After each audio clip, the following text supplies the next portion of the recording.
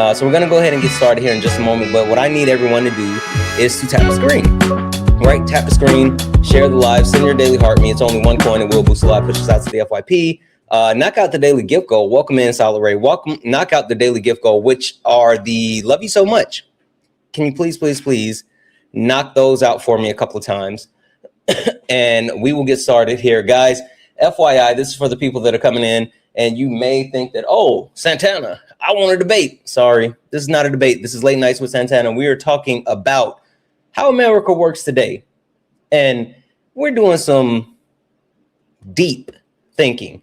We're going to dig into that. So if you're interested in joining the panel, this is a panel discussion. That means any and everyone is welcome.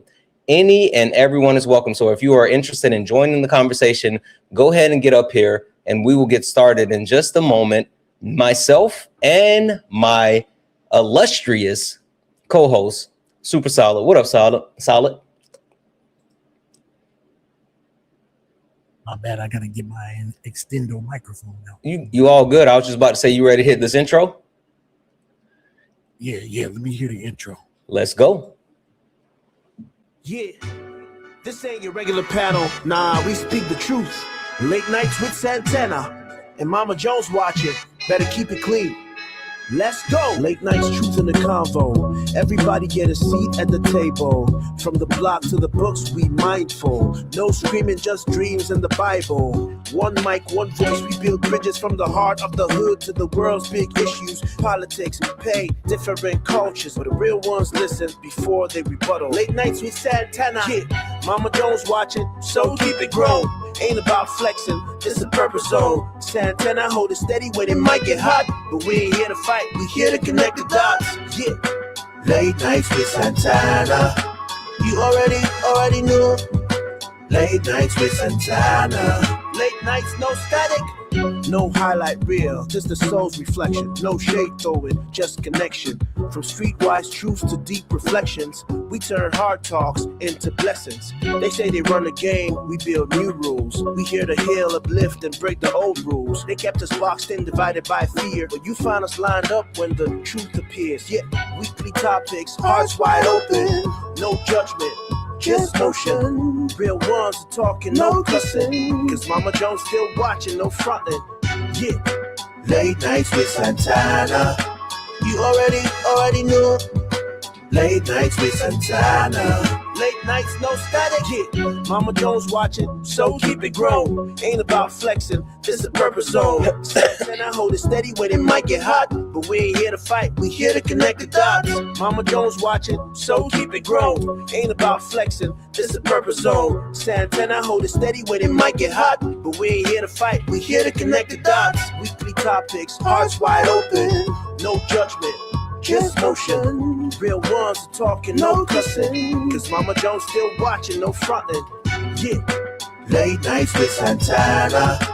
You already knew. Late Nights with Santana. Late Nights with Santana. You already knew. Late Nights with Santana. Late Nights. Late Nights with Santana. You already knew. Late Nights with Santana. Late Nights. Hey, welcome in, beautiful people.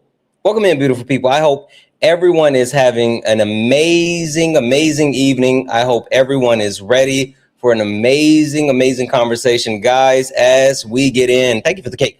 Tap the screen, share the live, send your daily heart me. It's only one coin. It will boost the live and push us out to the FYP. This is night 3 of our special topic, which is how America runs today. Now, guys, for anyone that has been able to join this conversation this week, first and foremost, thank you. Thank you for being here. Thank you for actually joining in this important discussion. And I am so happy, so very happy to be able to not only host this topic, but host Solid. And with that being said, host you. You guys know the way that we do things here on Late Nights. It's about the community. It's about ensuring that we are learning together. We are growing together. We are engaging in all the things that make our community special. And now, What I want to make sure that we are perfectly clear about is that this conversation that we are having, that myself and Solid is having, it's predicated on you. It's predicated on class participation. That means we need not only you guys tapping the screen, sharing the live, sending your daily heart me, supporting the live through the pay links, Cash App, PayPal, Venmo, over on YouTube, sending a super chat, hitting up Solid's GoFundMe, and actually supporting this amazing film effort that he's putting in. All of those things are great. Tapping the screen, all of those things are great. But more than that, we need you guys to come up here and join the conversation. We need you to join the conversation. We can't do this by ourselves. And so we need you guys to come up, join the panel, and join the conversation. Even if you don't feel fully confident in all of the things that we're talking about, this is an opportunity for us to learn together, to grow together, to figure these things out together. And the only way that we're going to do that in real time is if you guys actually join the conversation. So Solid, being the amazing teacher that he is, actually help refine the topics. Now, I want to make sure that I'm perfectly clear when I say this. We are not changing the topics. We're still talking about the same substance of what we've been talking about all week, but we refined the actual topics. So we're going to be looking at indoctrination leads to bigotry. That's a big deal. That's a big deal. We're also going to be talking about bigotry equals free labor force. I got a lot to say about that one. We're going to talk about institutional reinforcements and how does that work? How do they fortify bigotry? And last but not least,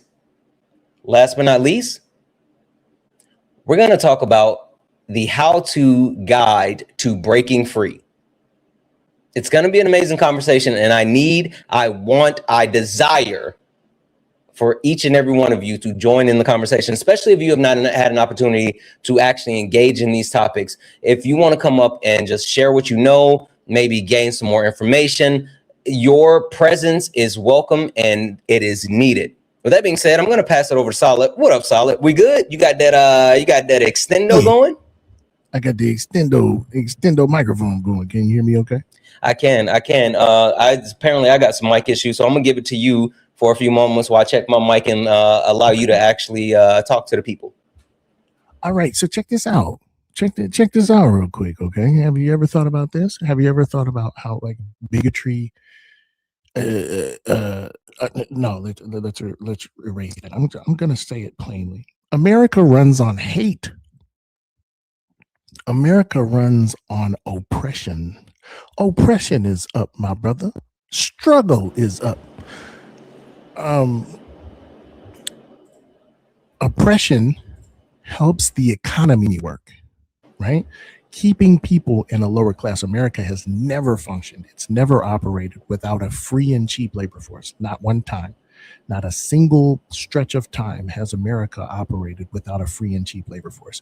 And the purpose of these institutions of bigotry, right, is to maintain that free and cheap labor force. Now, if you disagree, I'm welcome to hearing anything that anybody has to say that disagrees, right? But what I'm looking for is people to have done some analysis and thought this stuff through. Okay, maybe read a little bit of Loic Vacant. I can't pronounce it because it's French. Loic Vacant. It's and I just want to get people's brains to jogging a little bit to think about, like, why do we do racism? Why do we do that? Why do we do misogyny? Why do we do that? Why do we do ableism? Why do we do fat phobia?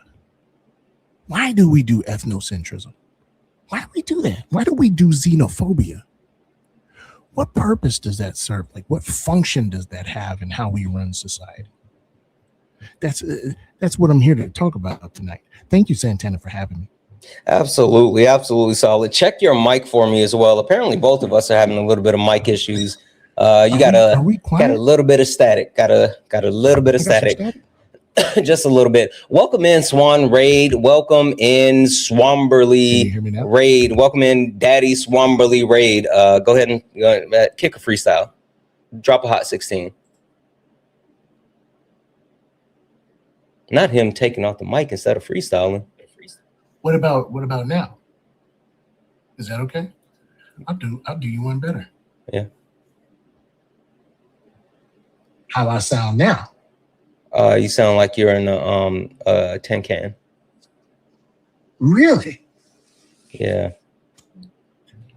The other way was better. It was just like a tinge, just a little, just a smidget of static, just like maybe a wire was touching or something. Okay, all right. Let's try this. You know, I got that iPhone 17. Yeah. You know, and just because it's new don't mean it's good. Keep talking for me. Okay. Hey, listen. Once upon a time, okay, there was a young girl. Her name was Little Red Riding Hood. Okay, little white girl. I don't know if you know this, but she survived that story. I feel like Little Red Riding Hood is proof that white privilege is real. All right, solid. So yeah, it's manageable. I think we're good. All right, guys, we're gonna go ahead and get into it. If you are Cypher, stop spamming. I want to come up. That is even more of a reason I am like not interested in letting you up. That's weird. Don't be weird. Anyway, we're gonna go ahead and get started. I gotta tell you. So before you went live, I was live. Okay. Cypher was in Cypher wanted to come up. He was in the comments, he was yapping, right? And I finally let him on the panel, and then he used like a talk to text to say something about like, you want reparations or something like that. It was that lady, and she was like, you want reparations. And it occurred to me that he loved racism more than he had stage fright. Right, like he out racismed his stage fright. He found a way around his stage fright so he could get to the racism. I just think that's amazing. It is. I'm looking at the request, and apparently they're in here tonight. I don't know. This is interesting. Let me take a whole step back. For the people that's in the request, I'll say this again. You may see me and you may think, hey, Santana, I'm ready to debate. This is not a debate. Guys, please hear me when I say this. If you are in the request and you think that you're coming up to debate, this is not a debate. This is late nights. This is a panel discussion. This is an opportunity to hear each other, to learn, to grow. So we are here to learn, to grow as a community. I repeat, this is not a debate. So if you are, for some reason, a debate bro, if you're someone that I, upset from, one of my other excursions, I'm sorry. This is not where we're going to do that. If you're interested in joining the conversation and being a productive part of the conversation, then you're welcome. Cypher, absolutely not. You can just go ahead and pull your request, bub. Anyway, I'm going to start bringing people in. If you're over on YouTube, Twitch, Instagram, and you would like to actually join the conversation, guess what? You don't have to leave where you are. The only thing that you have to do is click the link, and I will start bringing you in. And guys, please, as we come in, please, mute yourself, and we will get started. I'm going to bring this person in just because I want to see how this goes.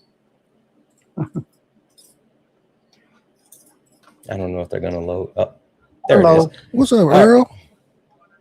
Oh, 1 second. Well, I listened to you guys on your first live or first thing you did here, and I wanted to relay my experience in corporate America because I was one of those okay, guys. well, hold on 1 second, Earl. We're going to do introductions, and then and I'll get to you. Okay. All right. Hold tight. Hold tight just a second. So listen, 1 second here.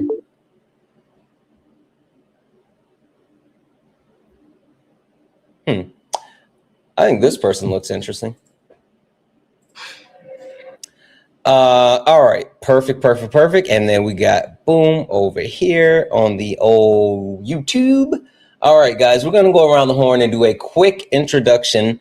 And so as we do these introductions, let's make sure it's just a brief, 1-2 line introduction. This is not the meat and potatoes of the conversation yet. We are just doing the introduction. I'm gonna start with Earl. Earl, how are you?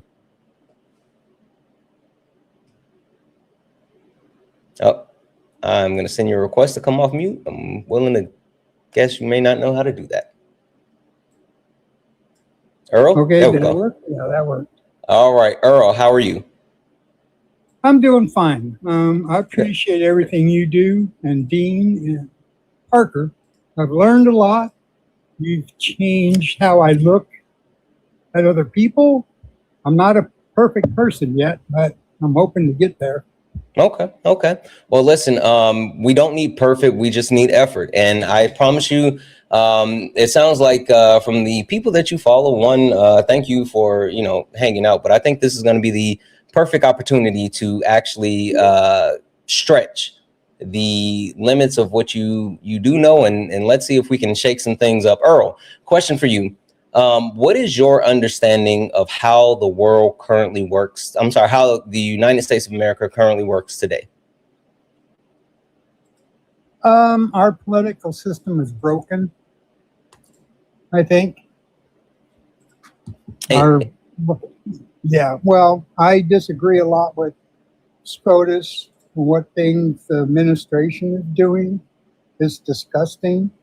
Most of it, probably all of it's illegal, but everybody still jumps on that bandwagon. Okay. All right. Hold tight for a second, Earl. Like I said, I think it's going to be an interesting conversation. All right. Not Johnny Boy running. See, that's why I said I wanted to bring Johnny Boy up, because he's one of those people that normally come up to crash out solid, and I didn't give him the opportunity to do the weird stuff. And so I'm assuming that since he couldn't do the weird stuff, he made the decision to leave. Yeah. Chad, how are you? Boundaries. Yeah. Hello. Hi, Chad. How are you? I'm good. Good. Chad, can you tell me, and from your perspective, how does the United States of America work today? In my opinion, the United States is a white supremacist, fascist, capitalist hellscape. I think that for the most part, the United States is founded on settler colonialism, genocide, and stop spamming the all the information. You don't give them the high level. Don't give away all the goods yet. Okay. Well, I would say that I think your panels are interesting. Mm-hmm. I think sometimes I have a little bit of trepidation, because I think you associate with some people who are I would say vehemently anti-communist, anti-socialist. Mm-hmm. So I think there's a little bit of to me, I would say historically, we have seen that liberals, for the most part, have collaborated with fascists to take down socialists and communists. Whether you can look at Nazi Germany, you can look at the Black Panther Party. I kind of want to this is the introduction to the conversation. So my bad. All right, go ahead. Okay. All good. All right. 1 second here. Hawaiian Bear, how are you? I'm doing great. How are you? Good. Hawaiian Bear, can you tell the people how, in your opinion, how does the United States of America work today? Well, it doesn't seem like that laws are being followed. We're breaking laws every day, and it's just I don't know. There's supposed to be a system to keep everybody in check, right? It's not working.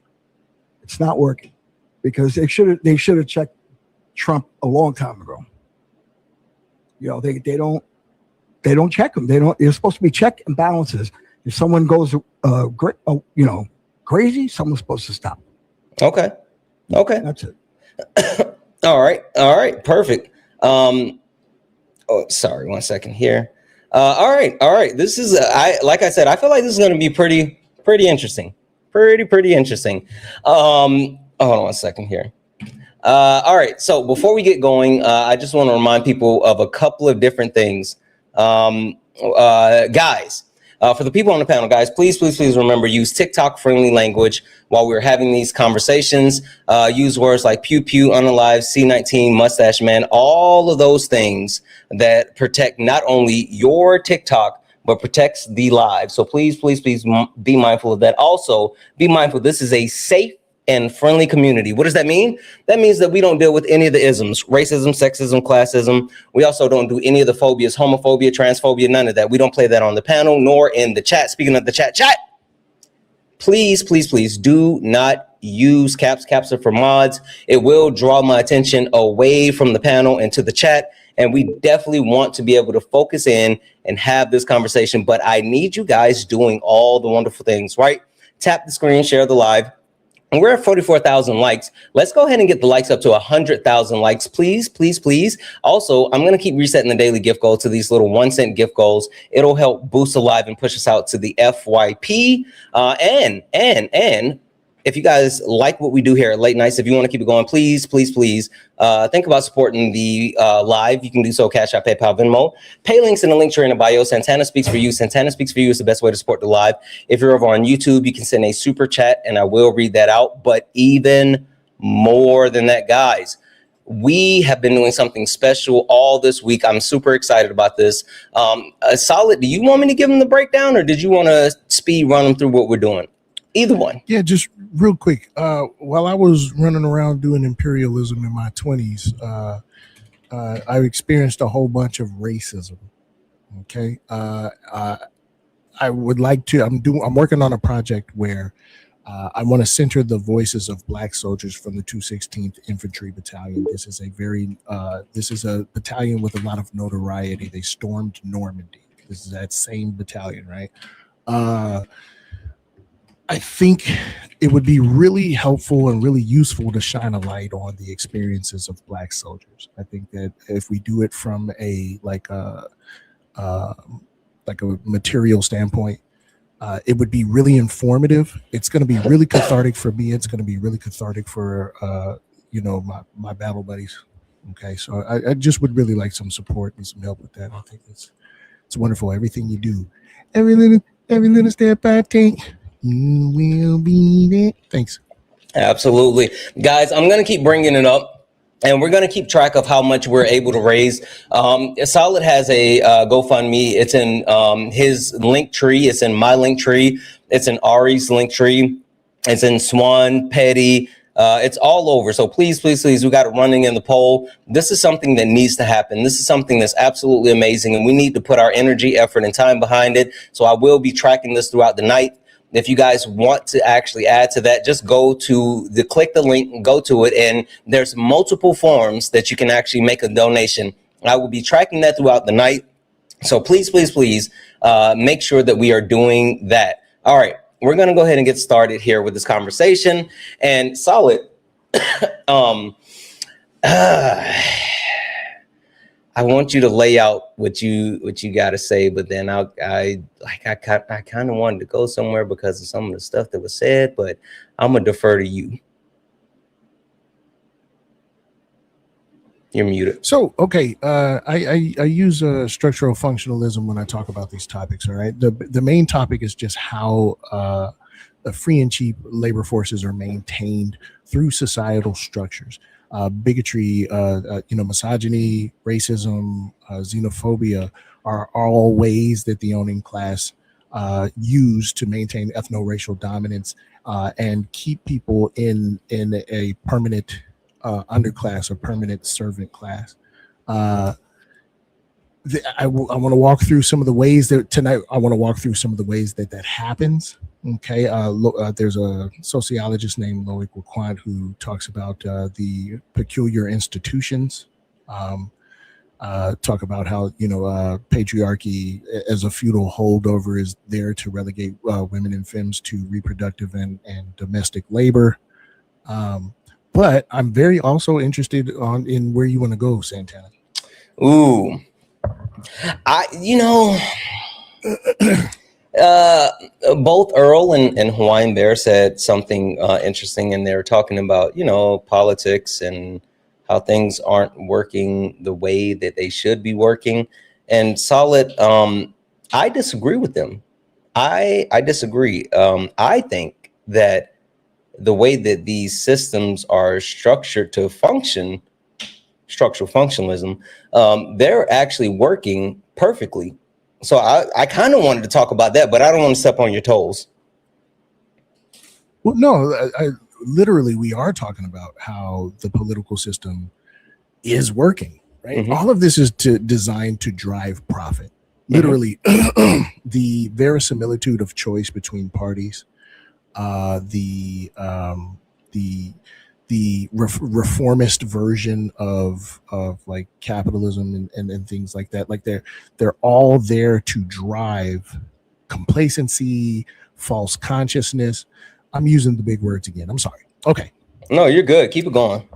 Okay. You got one group that wants to go full speed ahead, depleting the working class, depleting the workers of their value.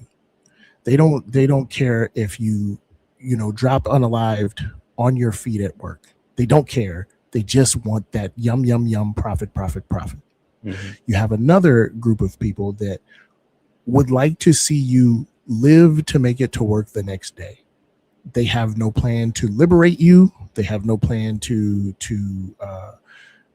relieve you of your class struggle at all. They have no plan to, right? And so, but the theater of the battle between them, that there is we were talking about kayfabe the other night, right? The theater of the battle between the hero and the heel, right? Where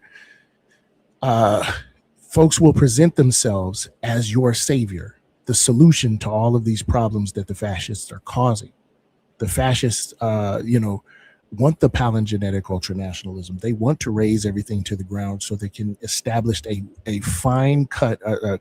clear cut, a staunch delineation of who's in charge. They don't want it to be up for question. They don't want to have to use the dog whistles. They don't want to have to use the veneer of obscurity in order to execute their dominance. They simply want to do it, right?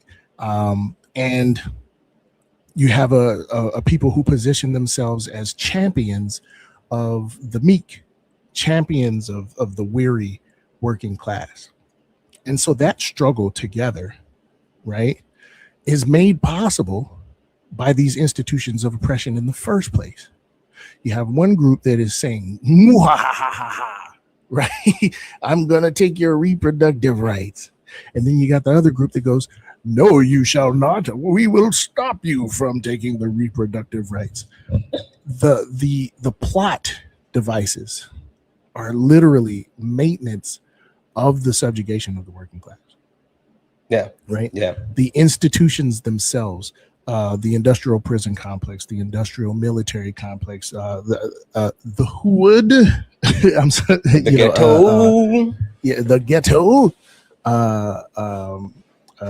Things like de facto segregation, de jure segregation. These are the things. These are the things. I'm sorry, I see you, Chad. These are the actual things that are the actual maintenance of the class disparity, of the class struggle. Right? Yeah. Okay. Well, I'm gonna come to you in a second, Chad. But before I do, Earl, I wanna actually come to you. So I know Solid said a lot. But Earl, I would actually like to know your thoughts, because I'm going to send you a request here. I think that a lot of people kind of struggle with the idea of what he just said, because in a lot of times, especially when people vote along party lines with politics, they think that, we're the good guys, they're the bad guys. And a lot of people see what's happening in the country today, and they think that it's like a really bad thing, and well, that's because of the Republicans. And I've said this more often than not. There's a rude awakening that a lot of people are starting to have, where the perspective of Black people, we have seen and understood what this country is. And so it's never been a misunderstanding of good guys versus bad guys. It's just the perspective of who's doing what at what time. So Earl, the question I have for you is, what do you think the actual difference is between the Republican Party and the Democratic Party? Honestly, in 2016, I did vote for Trump because I thought it would be a nice refresh to have somebody in there that actually knew how to do business. Maybe he would clean house. Unfortunately, it didn't take me long to realize what a big mistake that was. And I think since the House and the Senate are controlled now by Republicans who won't stand up to him, things have gotten a lot worse. If they would do their job as sworn to do by the Constitution, then everything probably would have worked out a whole lot better. But they're letting him get away with anything. Okay, so let me pause you for a second. So Earl, I want to get your perspective on this. My wife and I were having a conversation the other night, and we're talking about what has happened, right, since Trump has taken office. And would you say that there's been a lot of like rollbacks on rights and a lot of like things that we used to have that we no longer have, as far as like civil liberties and things like that? Of course. Okay, perfect. How long has Trump been in office? First time, 16 to 20? No, just this term. Just this term. Oh, a year and a half. Okay. So let's talk about the things that were lost. I know personally, like a really big thing for the Black community has been the gutting of the Civil Rights Act, the Section 2, which comes to voting. Over the last couple of years, the overturning of Roe v. Wade, which gave women access to federal protections for abortion, and then also the subsidies for the ACA, which has kicked 17 million Americans off of healthcare, which is also shutting down a bunch of other facilities across the country in rural areas. Can we agree that those things have happened? Yes. Okay, perfect. How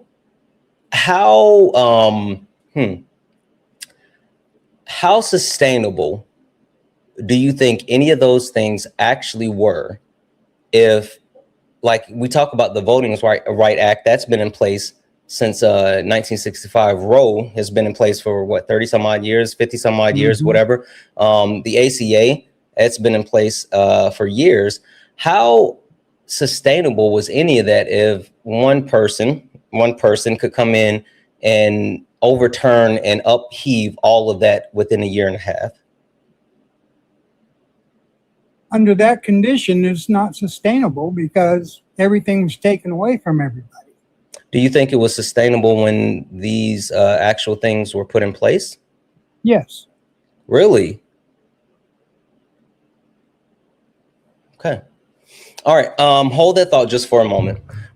Chad, coming to you. I know you said you had something you wanted to add on to what Solid was saying, and then I got a question for you as well. Okay. Yeah, I think Solid's point makes sense. I think right now, I would argue we don't really even have like a party, like he mentioned, like the working class. So I would say we don't even really have a party for the working class. I think we have really right wing. Yeah, I think we have a right wing party and then a far right wing party, at least right now. Oh, you're talking about in politics, not people. Yeah, politics. Yeah. Oh, okay. I thought you were talking about people. I was about to say, okay, no, I'm sorry. Go ahead. No. You got it. I'm talking about when we talk about politically from electoral perspective. Yeah. Got it. Okay. Right wing party and then a far right wing party, and I think that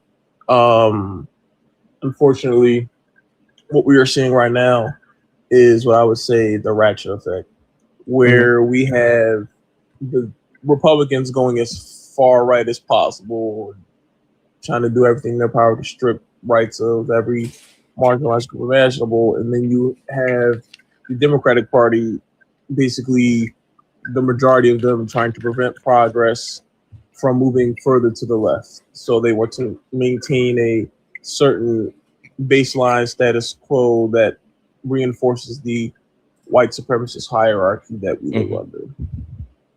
Okay. I got a question for you, Chad. Go ahead. So I just learned this not too long ago. But I learned more about the cycles of capitalism and how it has existed throughout the history of the world, and how it actually goes through these cycles, and each iteration, each new form, it flattens the class until we've gotten to where we are. And something that's super interesting is normally in capitalism, there's a need to keep the proletariat not just docile, but I guess you can say sustain them enough to drain them, right? To keep them here just enough to continue to exploit them, and to continue to not only coalesce social power, but also capital, right? But it seems like this version, what we're dealing with today, it seems like the ultra wealthy or the bourgeoisie, right? It seems like they are speed running like the normal process. Am I tripping? And if not, then why? Like, why drain a resource faster than necessary, knowing that well, I'm sure they have to know that what comes after this is revolution. So first I would say capitalism and fascism, to an extent, they complement one another, but eventually they become incompatible, because fascism, at least white supremacist fascism, cares a lot more about cultural hegemony and, you know, keeping certain like hierarchies in place, whereas capitalism over capitalism. No, I would say capitalism is a vehicle for that, but eventually those sort of systems sort of collide with one another, and eventually they combust. Which, I mean, you could say Nazi Germany is probably the biggest example of that, where you had private industries consolidate with the state, and the state be used as a means of suppression of, you know, different groups, obviously the Jewish community, Romani community, and other marginalized groups. And in fact, not the first, but the group of people that they went after the most were trade unionists, communists, and the socialists. So right now, what we're seeing in America is, you could say, the early parts before, like, you know, the big bag thing that we're talking about. Like, you know what I'm talking about, the big bag thing. Yeah. And because Trump is a bumbling idiot, things are bad, but they're not like, I think a lot of Americans, because of our privilege, we don't understand how bad things really can get. Like, if Trump was like an actual ideological fascist, things would get a lot worse. Like, we probably wouldn't be able to be on live right now talking about this stuff. Like, that's why. But I think does it seem like, because again, the part that I'm struggling with, like, I understand all of it. I just don't understand why it seems like they're speed running to get to the end. Because at the end of the day, when fascism gets worse and worse, the ruling class capitalists still make money. They still are able to profit off of people suffering. I mean, in World War II, I mean, I'm sure folks who were making weapons were making crazy amounts of money. So they probably wanted the war. I mean, you could argue that's one of the main reasons why the United States got into the war. And I think now capitalism makes it so when you have a small number of people who consolidate a crazy amount of wealth, eventually and usually this is what happens. The proletariat can either choose fascism or they can choose socialism and communism. And unfortunately, because I would say in the 20th century, up until now, the proletariat, especially in Western societies, often chooses fascism because there's charismatic leaders, where you look at Mussolini, the mustache man, who preyed on those insecurities and told them the reason why you're poor is because of Jewish people, and it's because, you know, the West hates you, and thus that leads to mass atrocities. And so that's the same playbook we're seeing Trump doing now, which, you know, instead of saying the issue is capitalism, the billionaires, you know, it's the trans person on Netflix, and it's your gay neighbor. So that's stop the right, issue. stop right there, because you like freaking set me up perfect. Hold tight for a second. Solid. Coming back to you. Chad just like literally kicked the door open to where I think we should be, which is talking about those systems and how they weaponize bigotry in order to continue. So Solid, he mentioned like the marginalized communities that are that are the victims of the system, right? Mm-hmm. Can you talk about that and tell us a little bit more about why that happens? Yeah, the fascists are just really good at manufacturing consent, right? They sell the idea of superiority, the idea of valor, the idea of being on a winning team. I call them like Raiders fans, but they sell the idea of belonging to they sell identity and superiority to people as a consolation prize for being stolen from. Right. So, and this is the appeal here, because that's how you end up with class traders in the first place. That's how you end up with enforcers of those disparities in the first place, because they are literally, there's the idea of false consciousness. They're literally under the impression, and Chad said one of my favorite words, cultural hegemony. They're literally under the impression that maintaining the status quo is the righteous thing to do, that this is the best and only way it can work, and that they would themselves be heroes if they can maintain the status quo or regress to a time or push to a time of palingenetic ultranationalism. So in other words, some sort of divine entitlement to rulership. Right? And national rebirth, right? So that's how we end up here, right? It is the bigotry is a vehicle for the exploit, is a vehicle to convince people that the exploitation is normal, good, and necessary. Okay. Right. Okay. Hawaiian Bear, I want to come up to you for a second. You said something that was interesting to me.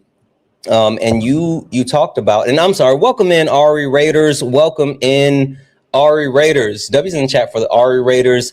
Tap the screen, share the live, send your daily heart me, do all the wonderful things. If you like to support the live, just like Daphne sent a $15 donation saying, thank you so much for keeping it interesting and working longer hours than anyone out here.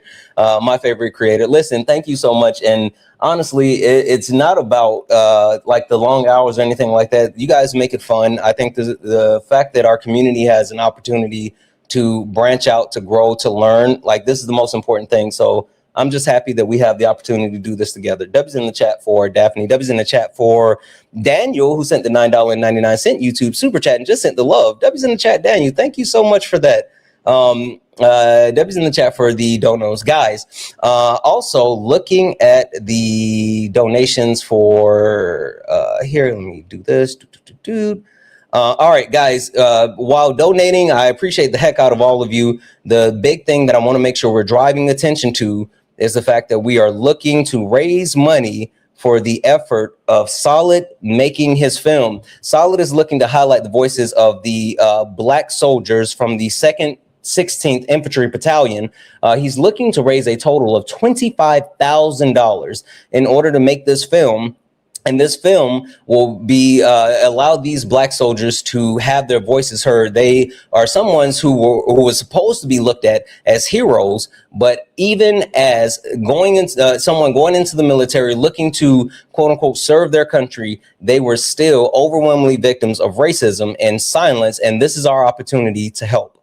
This is our opportunity to step up and make sure that we elevate these voices and we make sure we hear from these Black soldiers. So please, please, please, the link is in the poll. The link is in my bio. The link is in Solid's bio, Swan's, Ari's, Petty's. It's all around. Please, please, please click that link. Go donate. So far, we've gotten $10. I know we can do better than $10, guys. Please, please, please head over to the GoFundMe. Drop a donation. I'm going to be keeping up with all of this. So please, please, please show Solid some love. That's the main reason that we are ensuring that we are here. So the message that we're getting out today is the message that we can get out from the Black soldiers' perspective, and we can all learn and grow together. All right. 1 second here.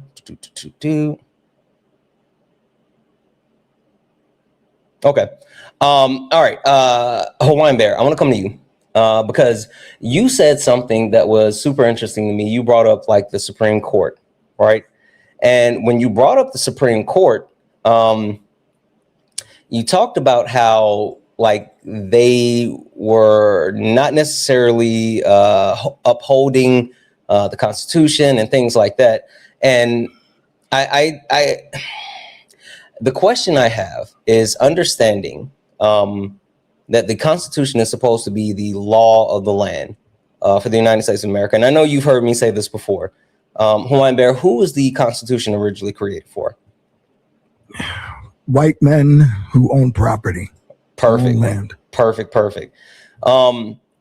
Now, understanding the origination of the Constitution, while there may have been some changes, when we talk about what Solid was talking about, right, the indoctrination to bigotry to uphold these systems, whether we talk about race, whether we talk about gender, whether we talk about sexuality, all of those things, the Constitution has been weaponized against the marginalized communities. So I guess the question I would have is, what faith do you actually have in the Constitution when the Constitution has been weaponized to harm marginalized communities? And I understand that. It's just that it has to. I mean, there has to be some law in the land, right? And I understand that it doesn't benefit, us. I'm dark skinned, so I understand that. But it's let me see. It's more like the Constitution is supposed to be a living and breathing, right, document. We're supposed to be able to amend it at any time that we feel it needs amending. I just don't see us amending it so much that we're going to rewrite the whole thing. I know you spoke about rewriting the whole thing from scratch, the Constitution, because it wasn't meant for everybody. I just don't think that's, I guess, a realistic goal is what I'm saying. So we have to fight for what we have. I mean, that's interesting. So you're saying we should look for compromise. Is that what you're saying? Well, some sort of, yes. In other words, yeah. Because we have to work with what we got. We don't have, we don't have, extra. We don't have representation. It feels like in the government, right? So they're not fighting for the minorities or the marginal people. They're fighting just for white people to make sure the capitalism exists. Okay, hold tight. Solid, I'm going to kick it back to you. So I've been, I've been doing a little bit of reading. I sent Sean, I got into the first part of Wretched the Earth, and I was like, what in the world, right? But there was a really good, interesting part in there that talked about compromise and negotiations.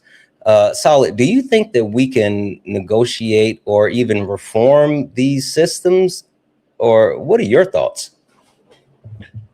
No, I don't think that reform is a viable option at all. I was just talking about Richard Wolff. I don't know where Richard Wolff was, but he was giving a speech where he was talking about there are two types. During slavery, there were two groups of people, right? There were the abolitionists and the reformists, right? And I think it's really poignant because this makes it really easy to understand, right? The reformists didn't want to get rid of the institution of slavery. They thought that they could keep slavery intact and simply use vehicles to make it more humane. So give them more amenities, give the slaves better food, give the slaves better quarters, perhaps allow them to get married. And these were concessions that, the people who were making hand over fist, the slavers that were making money hand over fist, these were the concessions that they expected slavers to make, right? And then you had your abolitionists who understood that fundamentally slavery was an abhorrent system. Slavery was an inherently inhumane thing. Faith or not, it was something that robs humans of their soul. The slaver and the slave robs them of their soul, and must be eradicated. You just got to find some other way to do stuff. Sorry, Mama Jones. So in that way, capitalism is the same, right? Reform to capitalism will still keep the institution in place and would require the concessions of people who have no motivation to concede anything, and will inevitably lead back to further enslavement. Donald Trump was where this road always led. The Overton window shifting this far to the right is where this road always led. We were always going to end up here, and so Chad said, we're going to have to make a choice. Does the proletariat choose fascism, or do we choose communism? Do we choose, right? No matter what, the game of Monopoly, that's how it works. The game goes on until somebody has everything. The game stops when one person controls everything. When one person has all the houses, when one person has all the money. This is where this was always headed. This was inevitable. I'm sorry to cut you off, Solid, but I feel like I would be remiss if I didn't do this. Sean, hey, Sean.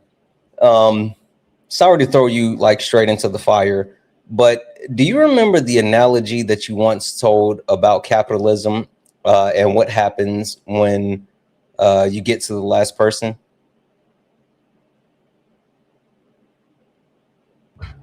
Be more specific. There's a couple different analogies I use like that. I didn't want to give it away, but it's like you talked about, like, even if there's two people with all the money and then it's one person, and then what happens with just the one person? Yeah. I mostly use this for fascism, but yeah. Would you mind sharing that with people? Because I love the way that it made me really conceptualize capitalism in a different way and understand that it's never satisfying, even when it's been quote unquote satisfied. Would you mind sharing that with everyone? Yeah, I could. So capitalism allows for, it requires for what is called just infinite growth. That's what capitalism is meant to do. Within capitalism, you're supposed to continue to get more and more and more and accumulate more and more and more. There's a whole there's a whole example that I give about layoffs. But essentially within this analogy is that once you get to the definition of capitalism is the privatized ownership of the means of production. That means the richest people own everything that it takes in order to make products. In order to accumulate more profit, what they have to do is they have to evaluate what it takes to make profit, which is the equation for profit. And they have to make more than their competitors. That's the entire point, where if someone else is making money, then that's money that you're not making. So you have to do everything that you can to make all of that money. And so if we visualize it in a way of like 3 people own the means of production, eventually the 2 people are going to collaborate and weed out one person, essentially buy them out. And then they are going to turn against each other. And then whoever wins is going to have the means of production, and they're not going to have anyone to sell to. And so one of the things that they're going to do is that they're going to start doing things within their own capitalistic class. Like they're going to start doing things to themselves in order to continue the infinite growth. I don't want to get too graphic. It's late night, so I think you all get the picture. I think there was like the reason why it really kind of, I don't want to say it struck a chord, is because it speaks to the insatiableness of capitalism, and it speaks to the overall, back to you, Solid, the overall tools where we think that, oh, because we know the system, we know the society, we understand the Constitution, we understand voting, we understand all of these things. We don't know the other stuff, but we know this. So maybe we can make this better. And I don't know. I mean, I think it's hard for people to understand that the systems that we're seeing, like the reason why it's bad is because overall it was never meant to be good to benefit the majority. It was only meant to be good for the minority. Yeah, the people who had held the majority of control over resources just so happened to be a cisgendered heterosexual white Christian men. And so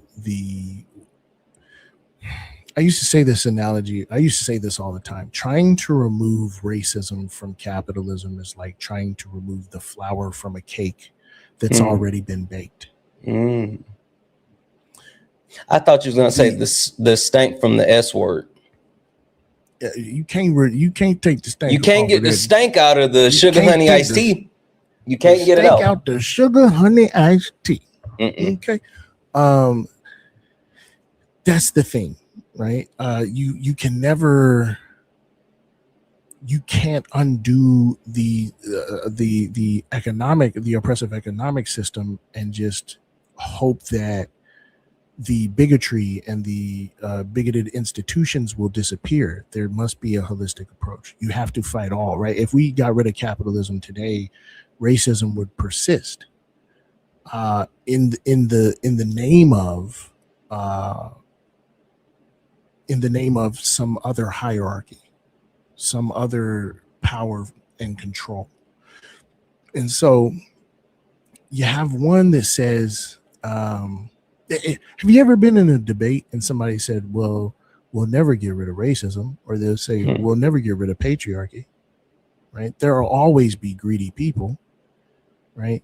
I feel like putting the Band-Aid on it would be like, we're here to address racism, right? That's the Band-Aid. We're here to address ableism, and addressing that without doing the holistic approach and saying, well, the reason why these things happen, right? Patriarchy was there to fuel feudalism. Racism is there to fuel capitalism.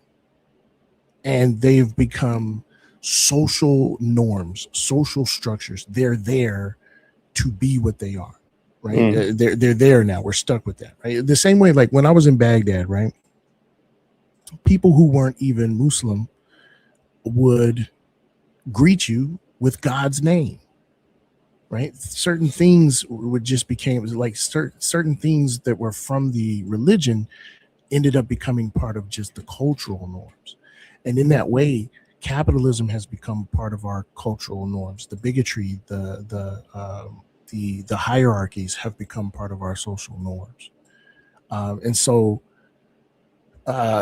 that's all I'm saying. I'm saying that all of these things they have inner workings, and the bigotry all serves a purpose. They all serve a purpose. Yeah.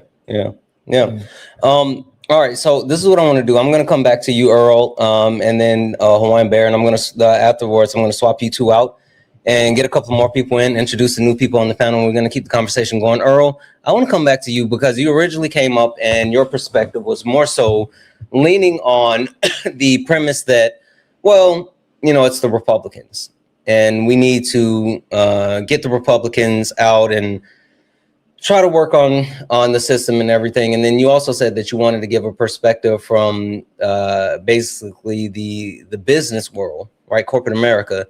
So I guess the last question I would have for you is understanding what Solid just said and how Sean just articulated the consumption of capitalism. Understanding that our country continues to drive towards a place where corporations make more and more and more profits every quarter, and everyday people have less. We have less money, have less resources, we have less time, we have less health. My question is, even if we do get Donald Trump and the Republicans out of the office, how is that going to change the way that corporations benefit from the political system, no matter who's in power? If he isn't in charge, I don't think it's going to make that big of a difference. Personally, what has been done in his period in time here is going to take a long time to fix. It's not going to be an overnight thing. You can't expect our system to go back to like it was. It has do you want it to go back like it was? No, I want it to be revamped in such a way that this cannot happen again. I mean, our founding fathers, I think, did a pretty good job, but I didn't realize the things I've learned here, which kind of upsets me because I never thought about it, to be honest. You know, I just was me, doing my life, doing what I thought was right for me and for the people around me. I never did anything wrong to other people. I try to do my best. I try to make people laugh when I can because everybody needs a laugh, you know? So, and I've lived a long time and my end is probably not too far down the road, but I've seen a lot and I don't like where my country's at right now. I defended my country back in 71 to 75. And, well, y'all know that was Vietnam. So I just don't like seeing things happening to our veterans, our people that are a benefit to this country, you know? Can I suggest something? Yes, sir. Class solidarity.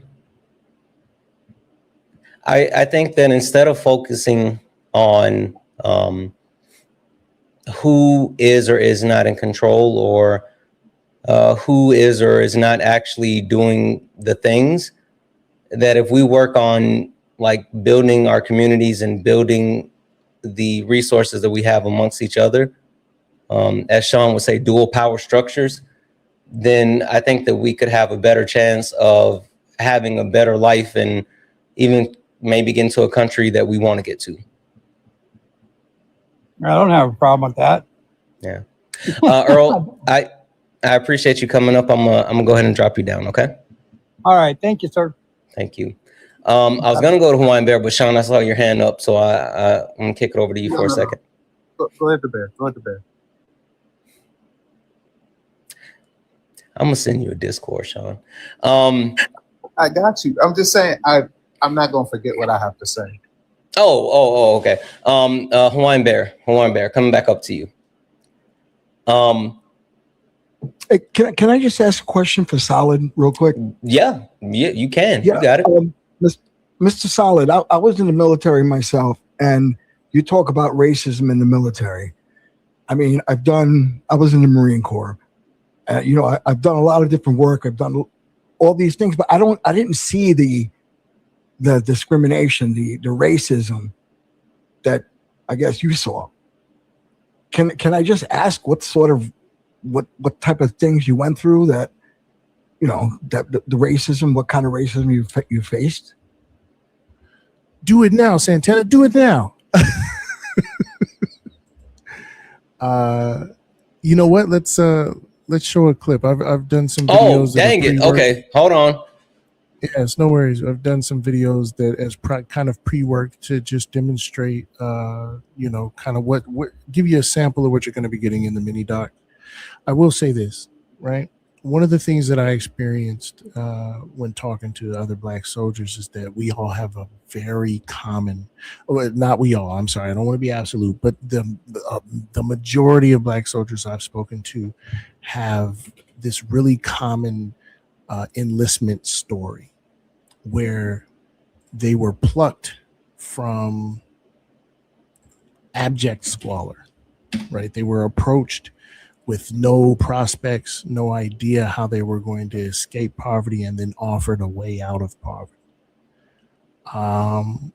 It wasn't necessarily valor. Perhaps they bought into the idea of valor and heroism later, but the majority of the recruitment focused on lower income Black people.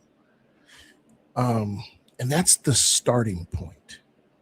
But when you get in, a lot of people make it very clear. 670-1 is the Army regulation for not black hair, the Army regulation for uniforms.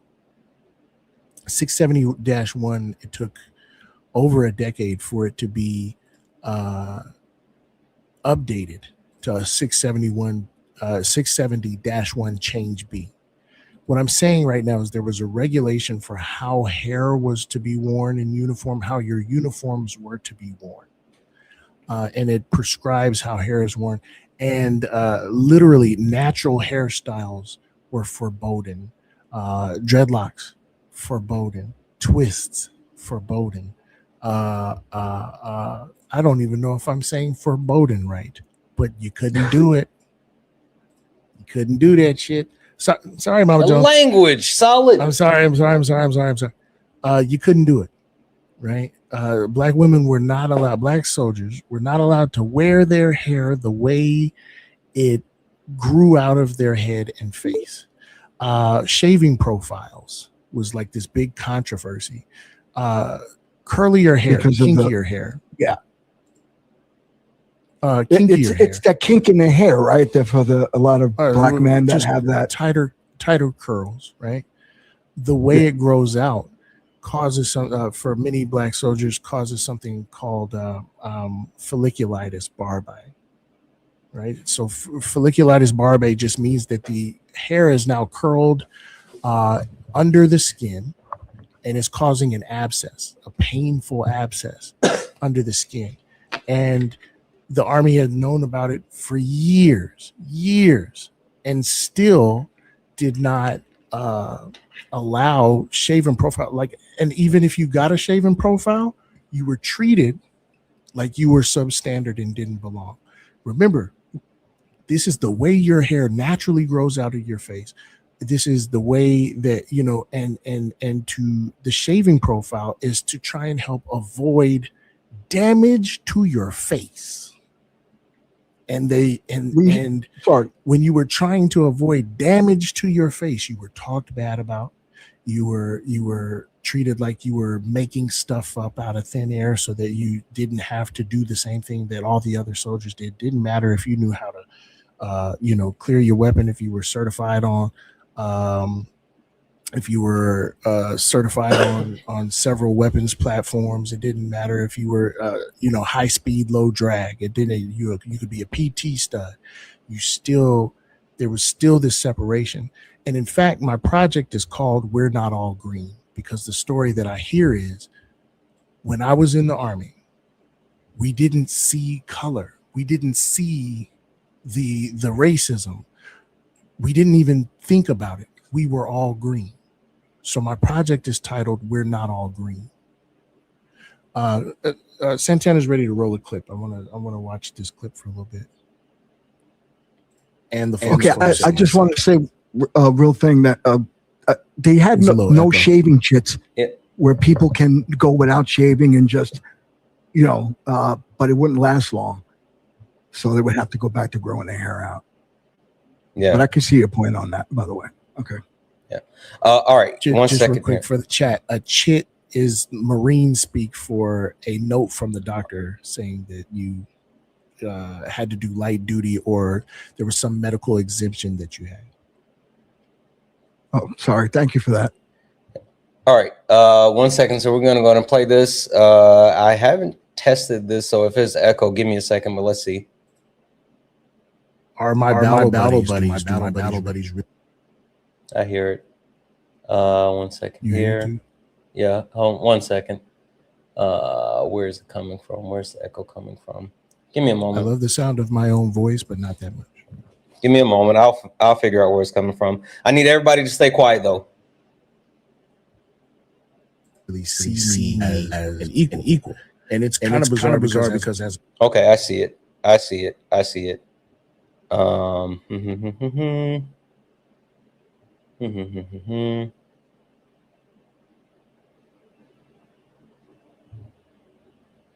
the medic, they're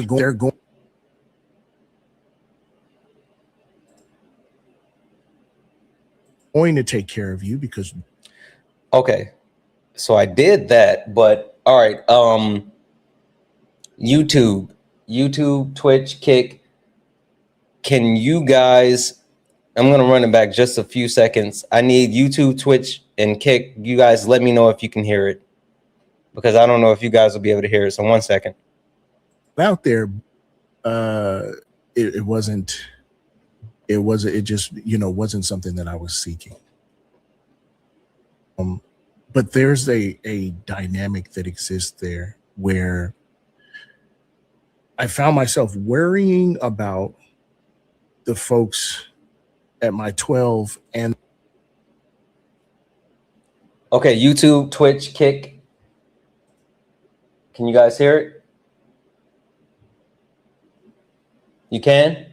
Okay. All right. Perfect. All right, solid. So I'm going to let it play, and then you just let me know when we're G to G. For shizzle. The folks at my 6. Are my battle buddies, do my battle buddies really see me as an equal? And it's kind of bizarre because as a medic, they're going to take care of you because you're the medic. If they get hurt, you're the guy, right? But then there's this this duplicitous, this duality to it because you're still not really one of them. Oh yeah, I definitely felt that, and I think to take it up on another level was that, one, being an officer, being a black officer, and then coming in I would say 4 months into our deployment, where I didn't know Bravo Company at the time because I was the S4, and so I felt the animosity or especially for one platoon in particular.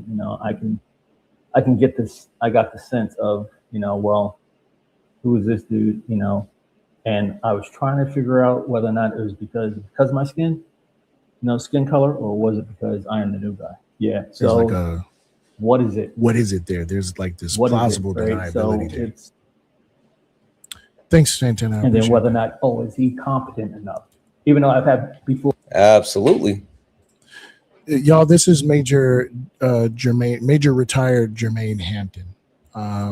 This is when you talk about somebody with credentials, you talk about somebody with stripes, somebody that has seen it.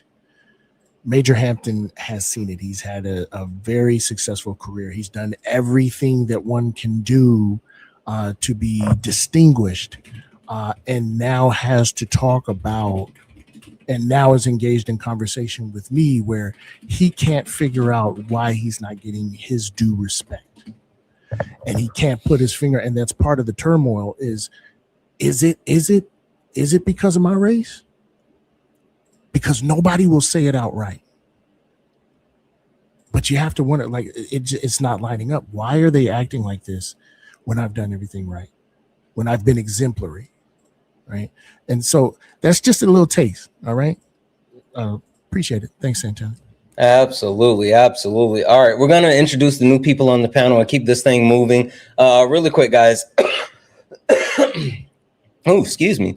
Debbie's in the chat for Carrie for the $10 donation. And Carrie's had one time for Super Solid, and thanks to you, Santana and Solid, and then named a whole litany of a bunch of people for all of your voices, a bunch of Black creators. Debbie's in the chat for all of them. Debbie's in the chat for Carrie. Thank you so much for that $10 donation. And Debbie's in the chat as well. Hold on, let me get over here. Let me make sure I got this. Debbie's in the chat. This is where we are tonight with the donations, guys. So Solid was just talking about his short film that he's working on, and the film, and he's looking to raise $25,000. We started the night at $10,210. We've added $95. Please go over to the GoFundMe. The link is in the link tree in the bio. And my link tree, Solid has his own little special thingy, and he has like a cool picture with a graphic that I made. The Solid, did you ever take a look at it? I ain't know who's there. I gotta go look at it. Hold on. It's cool, but like, anyway, go in there and click on it. Click on it. But also it's in Ari's link tree. It's in Swan. It's in Petty's. It's all around, guys. Please, this is an amazing effort. These soldiers, their voices need to be elevated. We need to get this done. So please make sure that you guys are donating. Again, I'm going to keep track of this. Tonight we've raised $95. There's 773 people here right now on TikTok, right? Throw in the rest of YouTube, Twitch, Kick. Let's see, we got a grand total. Hold on, let me do some math real quick. Wait, I got a bone to pick with you. How you gonna improve on my logo? I didn't improve on it. I just took the idea from the flame from your thingy. You had the flames. Take my logo and make it better. I just did the flames. Listen, 937 people. If everyone sends $5, $5 foot long, no pause. If everyone sends $5, then that's $4,685. Think about that, guys. I know $5 does not seem like a lot of money, and I know times are hard, things are tough. But please, if everyone, like the small donations make way more impact than these large donations. And I appreciate the large donations as well. But if everyone could chip in $5 to the GoFundMe, then we can make a huge dent. We can make a huge difference, and we can get Solid closer to his goal. And guys, we will all be a part of this. This will no longer be Solid's film. This will be our film. This won't be Solid's film. This will be our film. And if this is our film, guys, we have to take care of it. We have to take care of it. So please click that link, go over it. Even if you can't do $5, if you can do $1, just do it. Please. The link is in the poll. It's in my link tree. It's in Solid's bio, Ari, Swan, Petty. It's all around. Please go to the GoFundMe and donate. All right. We're going to introduce the new people on the panel, and then we're going to go ahead and keep it moving. Sean, formal introduction. How are you? Hey, what's up? Hey, so since you were on the other night, I'm not going to make you answer like the original question, but I will say we've talked about a couple of things, and I know that you have a couple of things that you want to specifically add. What's the thing that you're most excited about speaking about this evening?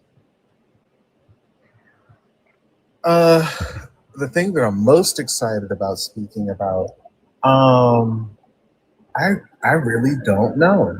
You got to pick something. I really don't know. I like talking shit about capitalism, so I like. Can't say that. This is late night, Sean. My bad. I like talking trash about capitalism. Do some dialectical materialism. My fault, Mama Jones. My mom just absolutely adores you too. I said, I don't know why. Sean just comes in here and starts stuff all the time. That's all you do. I'm an angel. I be in here. I'm lies. what I am an Don't make me angel. play the song. I'm in here just Yeah. chilling, Yeah. feeling like a villain. Mm-hmm. All right. Josh, how are you? Josh, you there? Oh, there you go. How you doing? Good. Josh, can you tell the people what is your understanding on how America runs today? I believe that how America runs today is through conditioning. I was listening to you the other night, how you were saying, like the pizza analogy, how when we were little kids, we got pizza parties. Oh, yeah. Growing up, you know, we got pizza parties then. I think that's actually solid. I think, yeah, conditioning. So, you want me to expand on that a little bit? No. Hold tight. Solid. Right. Like, did he just like that? Just absolutely click when he said that. Yeah. So perhaps I should cease on the cultural hegemony for a little bit. Maybe conditioning works way better. That, like, I'm telling you, when he said that, that just like, holy smokes. So, one of my mentors taught me this a while back ago. From the time that we are little kids, right? We go to school. We get told when to wake up, when we go to school, when we get to go to recess, when we get to go to lunch, when we get out of school. And, well, that's just the perfect conditioning for whenever we grow up, right? We get told that we get to go to a job. We get told when to wake up, when we can go on break, when we can use the bathroom, when we can take some time off, right? So from the time that we are little kids, we are conditioned into this reality to where we are put into this box and you get told what time to do this, what time to do that. Make sense? Yeah. Yeah, and it makes perfect sense. Okay, give me a second, hold tight. I'm gonna say this really quick because I got a couple of people I'm gonna shout out in just a moment. But guys, I know it's easy to send the payments to me because you guys may have donated before, but please donate directly to the GoFundMe. That way we can keep track of it better. So please donate directly to the GoFundMe. Go click that link. It's in the poll. It's in the bio. That'll be the best way to do it. But I'll get you guys a shout out and I'll make sure I get it over there. But it'll make it so much easier if we go directly through the link. Barbro, is that Barbro or Barb? Hi, Barb. I'm Barb. I'm just me. Hi, Barb. How are you?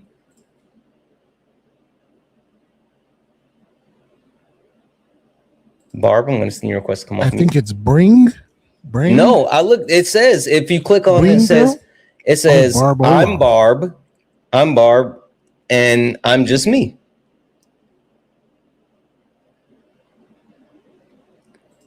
Barb, are you there? I know what you guys are saying, but look at the look. Y'all not gonna play in my face. Hold on for a second.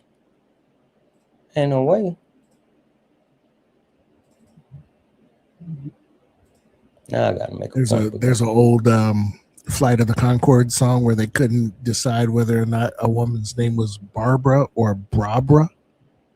Yeah, now Barbara. I'm just out here making points.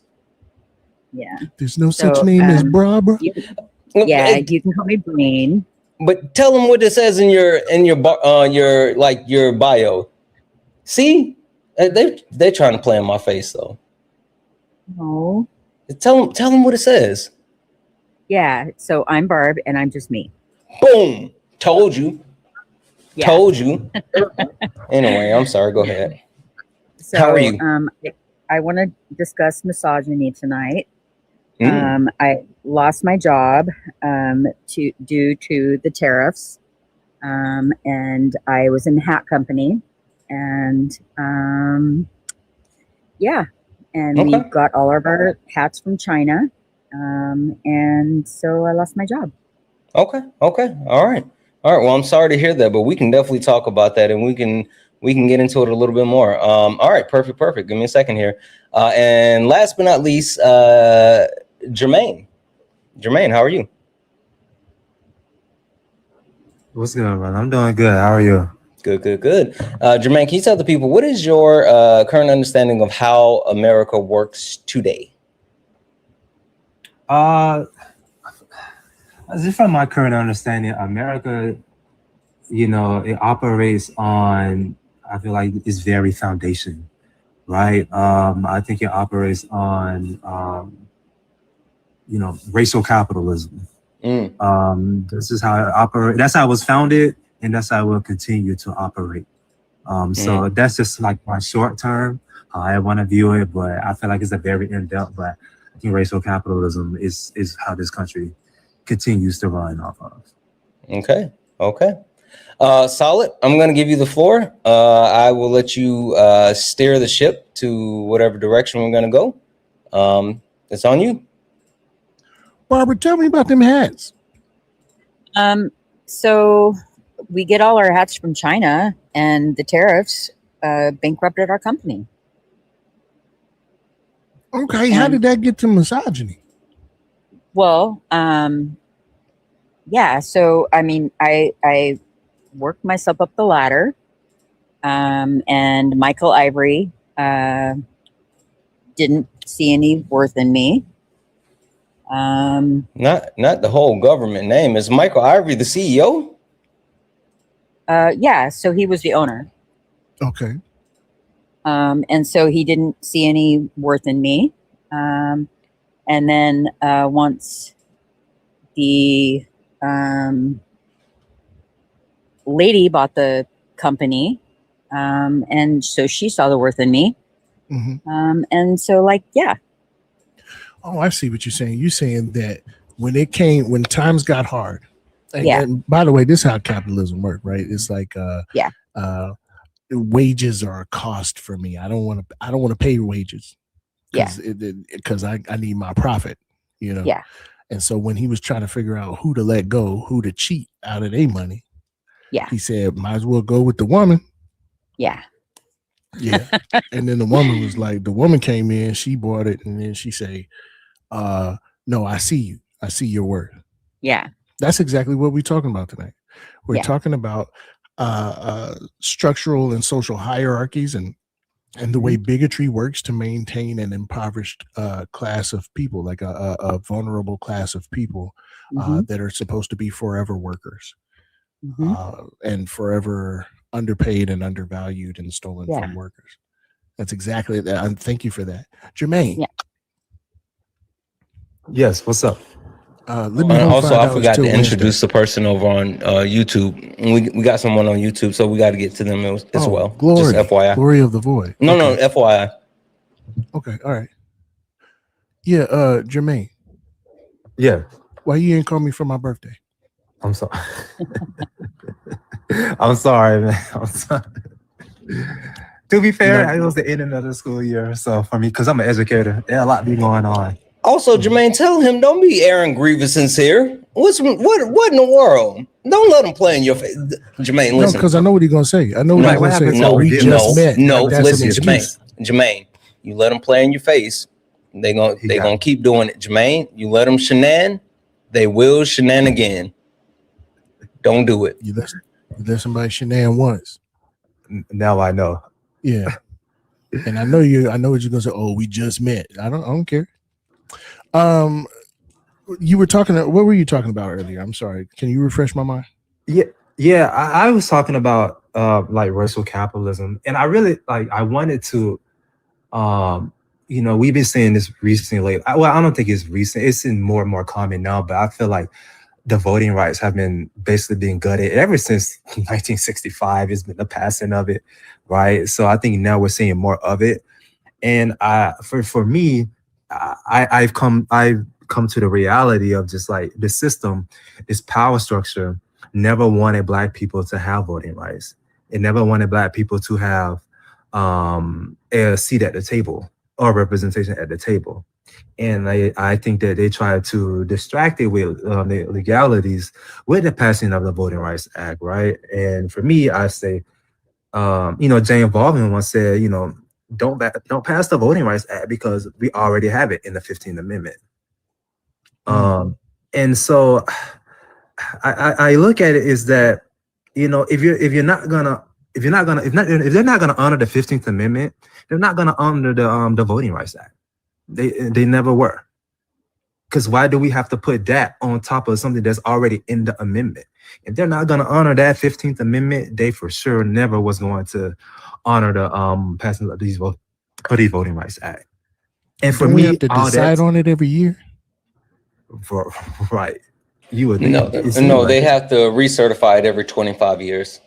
Recertified every 25 years. Yeah. Oh, okay. All right. Cool. They say every 25 years they say you black folks can go to the ballot box. If this new batch of blacks don't act right, then we going. Okay. All right. Okay. Thank you for that. Who's the new guest? I need this. Glory of the Void TTV. Glory of the Void. That sounds. Yeah, I'm trying to fix the crop. That was on me. I put the wrong one up. That sounds very Lovecraftian. Mm-hmm. Glory of the Void. Are you there? You have to come off mute.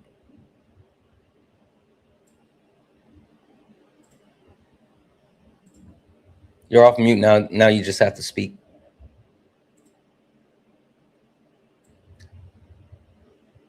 Speak, Buddha Rega. I am. You say you want reparations. Hold on. I think. Okay, go again. I think we just heard you. I'm so sorry. Am I coming through? Barely. Super soft. And super soft means super solid. Let me try that. Okay. How is this?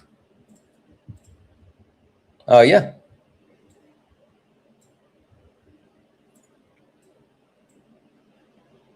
Are you there? Yes, I am here. Can you hear me? Mm-hmm. Okay, excellent. I'm gonna call you. Can I call you Void? Absolutely. All right, Void. How are you this evening? I'm doing just fine. How about yourself? Wonderful, wonderful. Void, can you tell the people how in your opinion, how does America run today? I think America runs today as a byproduct, an intended byproduct of what happens when an entire society is built in the never having actually come to terms with a reckoning of a proper. We never really dealt with Reconstruction, right? We never had the Civil War happened, and the people who were responsible for all that, who were trying to keep these systems of power that led to all the horrible things that happened prior to that and since then, were actually held to account, and that only seemed to propagate itself into a bit of a snowball effect to where it is today. Be that the excesses of capitalism, with people drowning in consumerist culture, with people having quick distractions to distract them from being able to think, oh hey, I'm so busy fighting about the little scraps of the table that I'm being fed for what little I can get my hands on, that I'm too busy to look up and see who is actually pulling the strings. That Yeah. I think that's kind of a good synopsis as well as of where we are. I think that the economic invisible hand has kind of finger banged us all, and now we're kind of in a tough position. Okay, solid. Now that we got that introduction, where do you want to go? I would like to hear from this commiserator. Chimera. Commiserator. Kama Sutra. Kama Sutra. Hey yo. Sis, how do you feel about what Condominium? you've heard so far? Condominium. Condominium. Hey, you Real know, quick, real quick. Hold on. We gotta pause. We gotta pause real quick. Go ahead. Because have any of you ever seen a condomaximum? It's a good question. Once. Never. That's a good question. You've never seen a Once. condomaximum. Once, but I think that's because I live next to a landfill. You see some stuff. Okay. All right. Yeah, sis, what are your feelings about what you've heard so far? Well, there's a few different things that I would like to say, but I don't want to, take over. I do want to say this to what you were saying before, Solid. To what you were saying before about capitalism and the utilization of racism within capitalism.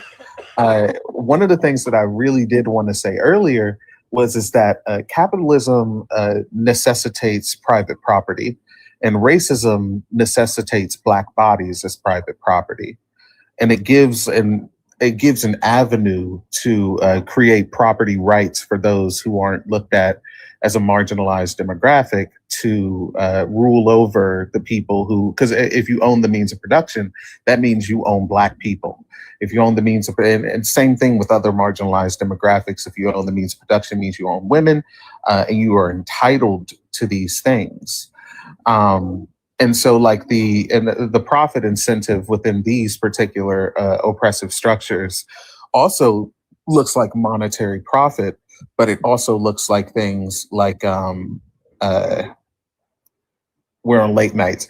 It also looks like things like, I'm just going to say this for educational purposes, sexual violence, the ability to take over a person's body, experimentation on a person, as we saw within slavery, or even with things like medical practices, whereas some Black people we still have a hard time getting vaccinated because we are afraid of things and even misinformation from things like the Tuskegee experiment, which a lot of people believe that they gave Black people syphilis. That's not true. They found a bunch of Black people who had syphilis, and then they pretended to give Black people a cure for syphilis. And they watched the effects of syphilis on the human body to do research on how syphilis would affect the human body. That is what they did, which is actually worse. Yes, which is actually worse than actually infecting Black people with syphilis, because you purposefully sought out Black people who are looking for a cure to something and looking to get something that they could not afford. They were looking for Black people who could not afford medical care to get syphilis treatment, and promised them syphilis treatment, and then gave them fake syphilis treatment, and then watched as they slowly unalived. Literally, syphilis eats away at the mind, so they literally watched Black people literally lose our minds and go insane. But anyway, to wrap this up, these are the types of things. This is the type of profit that you see from the ownership of Black bodies within a racialized capitalistic structure. And I think you're solid. Your analogy of removing the flour out of a cake that has already been baked is pretty spot on. Yeah. And also Al Capone being the one to blow up off of the whole syphilis movement. You know what I'm saying? That's just more racism. Also, I think my analogy was better. Too soon? You said what? I thought my analogy was better. Yeah. What was your analogy? You can't take the stank out the sugar honey iced tea. If we were on Spartan, I could say the word and then it would be funny. Yeah, but people like cake more. Yeah, but think about it. You ever think about somebody trying to take the stank out of some you know? I got a John in the bathroom right now. You'll never know. You'll never know. I be taking sneaky doo-doos all the time. Anyway, you ever stopped up the toilet so bad that never mind. Go ahead, Saul. Okay, all right, yeah. So anyway, hey Josh. What's up? So, I just want to say it was not my idea to have me, Solid, and Sean on the panel at the same time. This was not my idea. So whatever happens from here, I am not responsible. I am absolved. Y'all see how I'm over here chilling? It's literally his idea, though. Like, what are we doing? Okay, it's Josh. We okay. Do you have a good understanding of capitalism, Josh? Yeah, I've listened to you and Swan and Santana plenty of times to know about capitalism and how it functions in our society. Pretty much, you have these people up on the top, and that they're going to profit off individuals at the bottom. There's a concept there, Josh, and I'm glad that you said that. Right? There's a concept of financial benefit and economic benefit, where financial benefit is the direct profit in dollars that you will see, but economic benefit is the parallel benefit that you'll get that's not monetary in nature. Right? And there is a system where both economic and financial benefit comes to the capitalist class, comes to the owning class through the bodies of women. Have you ever considered that? What do you mean? Yeah, just okay. Have you ever considered that, like, that a hierarchy, a gendered hierarchy, right? Yeah. Maintains the operation of capitalism by assigning a group of people to do the domestic and reproductive labor, like literally the child rearing. I understand what you're saying now. Yeah. Where like society has conditioned women that they're supposed to be the child bearers. They're supposed to do cook, clean, and take care of the house. I hear this many times whenever I'm listening to basically people that are misogynistic, you know. Right. So the idea lately is the idea in the manosphere, which is incredibly fascist, right? Is that we are due for a return to like the 1950s, where the gender roles were much more clearly defined. You know what I mean? Women weren't it wasn't seen as a norm for women and femmes to be participatory in the workplace, right? And we're talking about like free childcare that's happening here.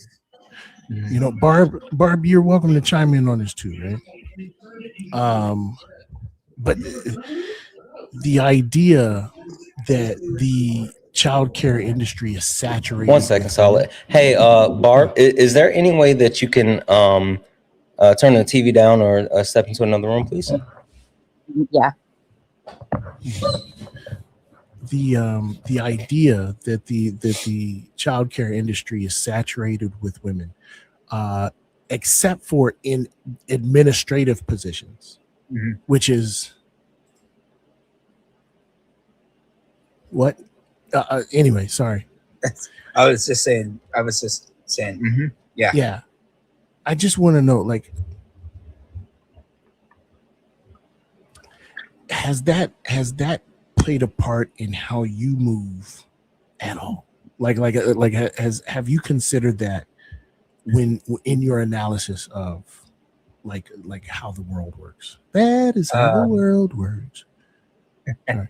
Yeah. So I was literally just listening to Ari, not the Ari that's in here right now, but another content creator, and she was saying that I think it was black women make 81 cents to the dollar for what a man makes right, per hour.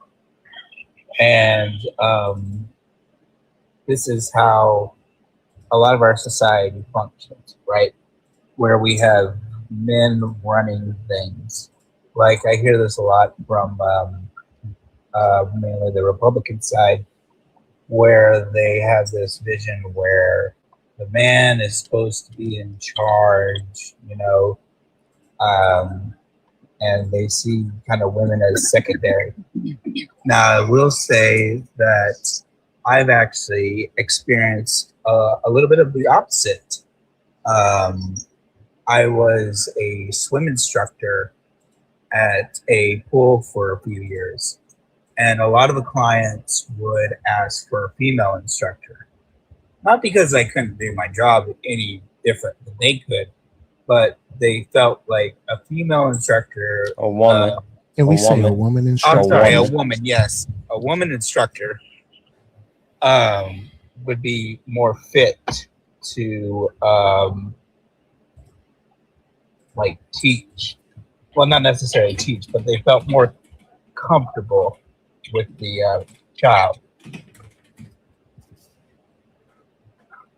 Okay. Hold tight for just a second.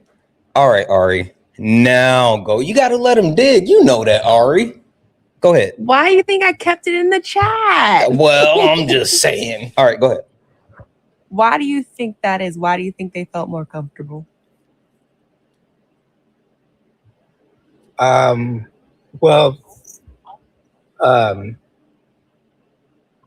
believe it would be like the parents, how they felt that way. Mainly. Why? Not necessarily the child themselves, but the parents preferred a woman instructor. Why?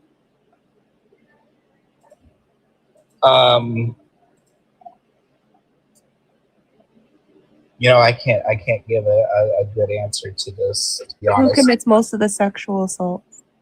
What Men. gender? Men.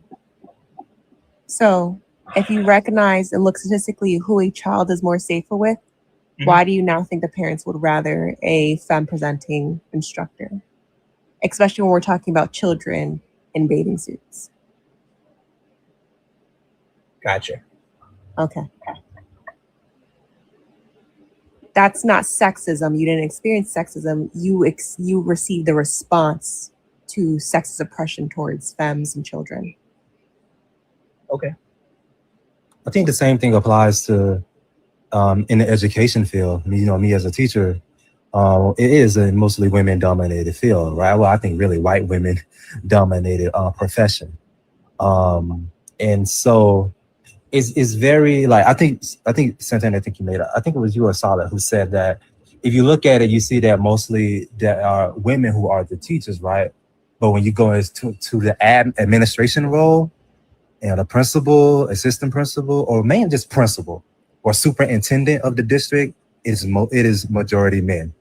That sounds really smart. I'm sure it's something I said at some point, so I'll just take that one. It was definitely me. My bad, Solid. But hey, I said both. I said both to try to get you both. We'll split it, Solid. It's okay. You take 50%. All right, we're good. I'm sorry. 60-40. But yeah, and I think also I think you see the response to it in the education field, because we're talking about children here at the end of the day, right? And like it is a response, to men, in a way. I do believe that, for me, I navigate and I operate to make sure I don't, even though I mean well, but I make sure I don't put myself in a position, because all eyes are double eyes on me. Man, black man, education field, the spotlight is straight beaming on you. But yeah, I mean, you see the same dynamic in education field too as well.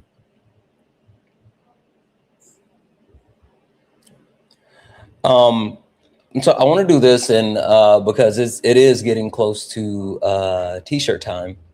All right, Solid. It's past. Yeah, it is. Solid. So Solid I want sheepy. Really? Solid very sheepy. That makes no sense. Okay, so let's kind of land this here, and Void, I want to come back over to you for a second. A solid throughout the evening, we've talked about a lot of different systems, and we've talked about how these systems have. Let me just move this for a second. How these systems, how people are indoctrinated into bigotry, and then bigotry creates a free labor force. If you shot in the dark from what we've been talking about and how we actually live within these systems, what do you think the best first step would be to dismantling these systems, or do you think we need to dismantle them at all? Seizing the means of production immediately, armed revolution. Stop it, Solid. Can't do none of that unless you got some theory up under. No, I said Void, not Solid. Oh, Void. Oh, sorry. I was wondering why you was giving up the game. Now I got to come up with another question. He's He's EP. Hey, Void, what do you do if somebody try to stop revolution? If someone tried to stop a revolution? Yeah, if they try to stop liberation, what do you do? Oh. If they try to stop liberation, can I say? Prop up a box with a stick and then you put some cheese under it. Okay, let me go on mute. Wait, you said. Can you say what? Can I tell them to face the wall? I don't. I'm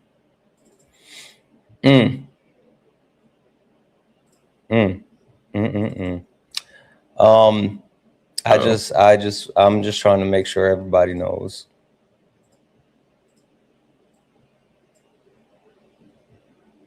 As long as we're on the same page. Void, anything else that you want to add to the conversation for this evening? I learned a lot. I got nothing to add. I'm just happy to absorb and to learn. So This has been incredibly informative. Shout out to I'm gonna be donating to the movie, y'all. So thank you. Yeah. Please and thank you. I appreciate you coming up, Void. Of course. Josh, coming to you. What's up? Josh, I'm super happy that it seems like you've been really receptive, and it seems like you've been checking in and learning a lot, which makes me kind of giddy. So the question I have for you is, where's your weakness in what we've been talking about this evening? Where's your blind spot? What have you heard that you're like, I don't know much about that, I need to go back and find out more?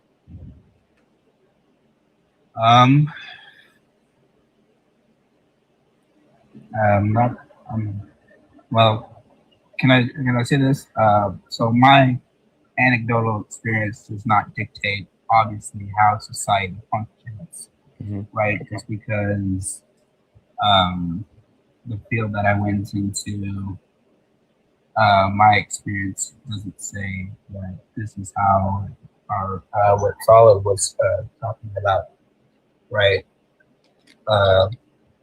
Primarily men are at the top, and I completely agree with your view, Santana, where I say we should let women run the show, right?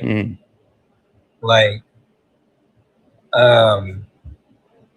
I know, like, I don't see that happening, unfortunately, but I would like to see, women in power and run the show. And, we have men that dictate not only how much women get paid, they also want to dictate, what they can and cannot do with their bodies. And I don't agree with that. I think women should be more in control. Question for you, Josh. Yeah. What makes you think women want to take on the burden? I don't know. I can't give I can't speak, as a woman because I'm a man. I can't speak for women. Are there any women that you could possibly speak to, maybe even on the panel? I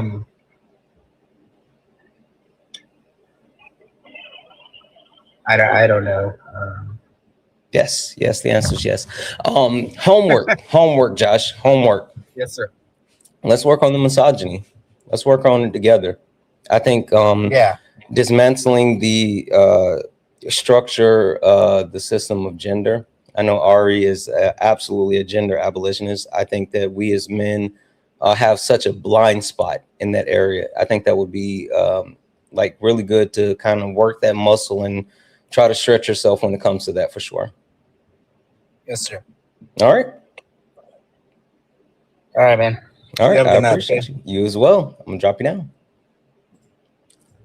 Barb, coming to you. Yeah. Barb. Okay. So we've done a lot of talking, and you told me about, or you told Solid about the hats, and you talked about like the misogyny. Yeah. What was your biggest takeaway from that experience? Yeah. So the woman took over and she gave me a raise, $1,000 raise. And she gave me PTO, healthcare, dental care. And like Josh just said, I think the women, they're more emotionally corrupt or more emotionally secure. And men are not. And so like, I just think that women should take over the world. And yeah, so I got a question. Yeah. So you had the experience with your like the owner that was a man, and it was a negative experience, but then there was a woman that took over, and the woman gave you $1,000 raise, gave you PTO, gave you this, that, and that, the third. Were you happy? Yeah, I was. Did it make you want to stay in your position? Yeah. And I was general manager. Did it make you work harder? Yeah, it made me work harder. I have a question for you. Yeah. Why didn't it make you angry? Why is it that you didn't take a second to stop and think about how your material reality was affected from person to person depending on how they wanted to control it? Yeah. So, Michael, I started at $12 an hour. And I worked myself up, and then I was making $2,800 an hour salary. And yeah, and so by the time I quit working, I was making $5,300 an hour, or $5,300 a month. I was about PTO. Let's say $5,300 an hour. I'll probably do that one too, though. Not gonna hold you. But no. Stop for a second. Listen to what I'm saying, though. Okay. Okay. You experience the reality of capitalism, right? Yeah. And in one moment, you felt like a sting, right? You felt the pain and the pressure of capitalism and how it is controlled by a certain group of people.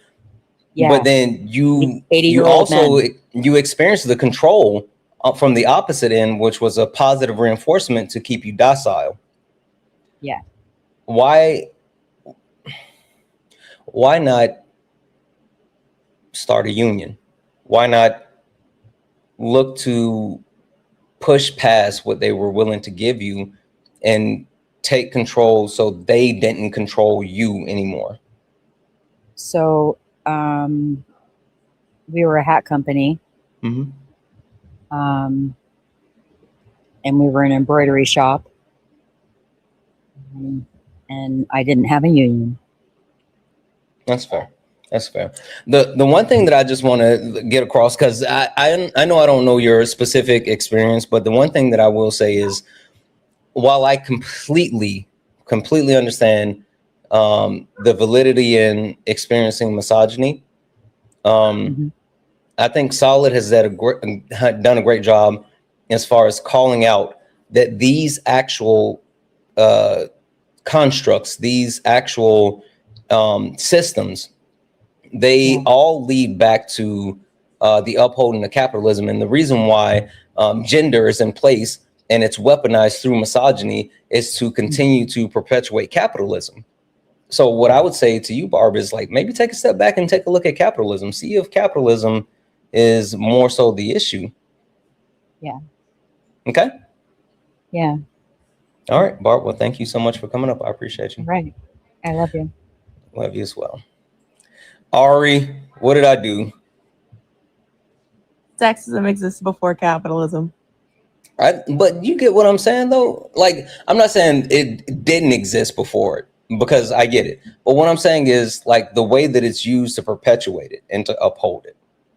Whatever, Petty. Yeah. Somebody send Petty home. Go to bed, Petty. It's a tool, yes. It's a tool for the maintenance of white supremacy and capital. Yes, but can sexism still exist outside of capitalism? Yes. That's fair. That's a fair statement. It's a holdover from feudal times. I'm still learning. I never got to ask if like her hats were big enough to hide a rotisserie chicken under them. Because I'm going to go see a movie later. Did Sean send that to you too? Uh-huh. I ain't know. Oh, you almost made me curse. Really, Sean? What? It was funny as hell. Whatever. Like he said. Ain't no way. Are you hiding the right? Ain't no way. Do you have a rotisserie chicken under that hat? No. It's the fact that he went directly to rotisserie chicken.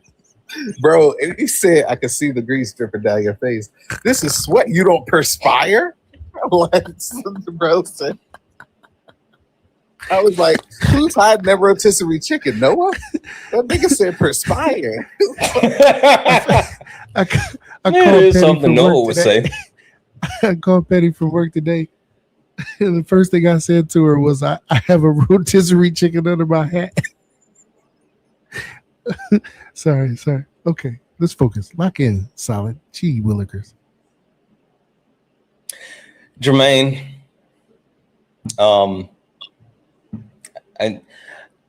I know. I think this is our first time interacting. Yeah. But usually I like to say at the end for like a real black AWS time. So that's why I saved you up here, so you can have a black moment with us. Hey, are you from New Orleans? No, I'm from Atlanta. Really? Yeah. I thought I heard a little bayou when you were speaking. Nah, nobody. Okay. You a Falcons For real? fan? How you did that? Yeah, I am a Falcons fan. Unfortunately. That's Listen, gross. I ain't having the best of times myself. Oh, you a Saints fan, Santana? Who you root for?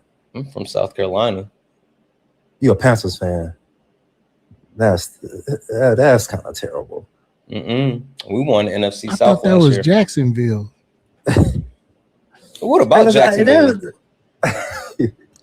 They ain't got no Panthers in Jacksonville. No, that's a Jaguar. Oh, same thing. Racist. That's racism. That was racism. Why are you? Because the Panthers black? Solid? Because the Panthers black? Solid? We found a way for black people guys to be racist. Solid was racist just now. He did a racism. I did it. He did a racism. Petty, I'm gonna take your mod status away if you don't. Petty is wildin'. Ain't no way. What did Petty say?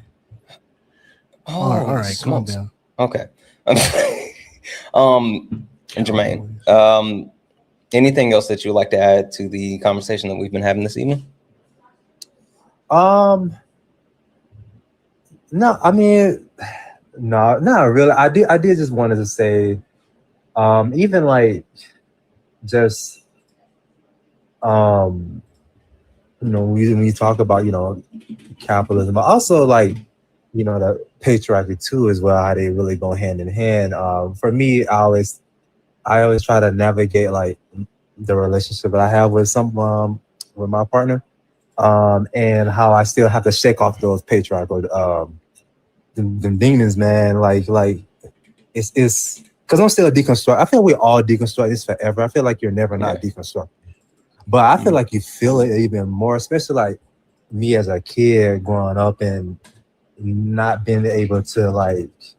I didn't really start deconstructing really until maybe like 2019, honestly.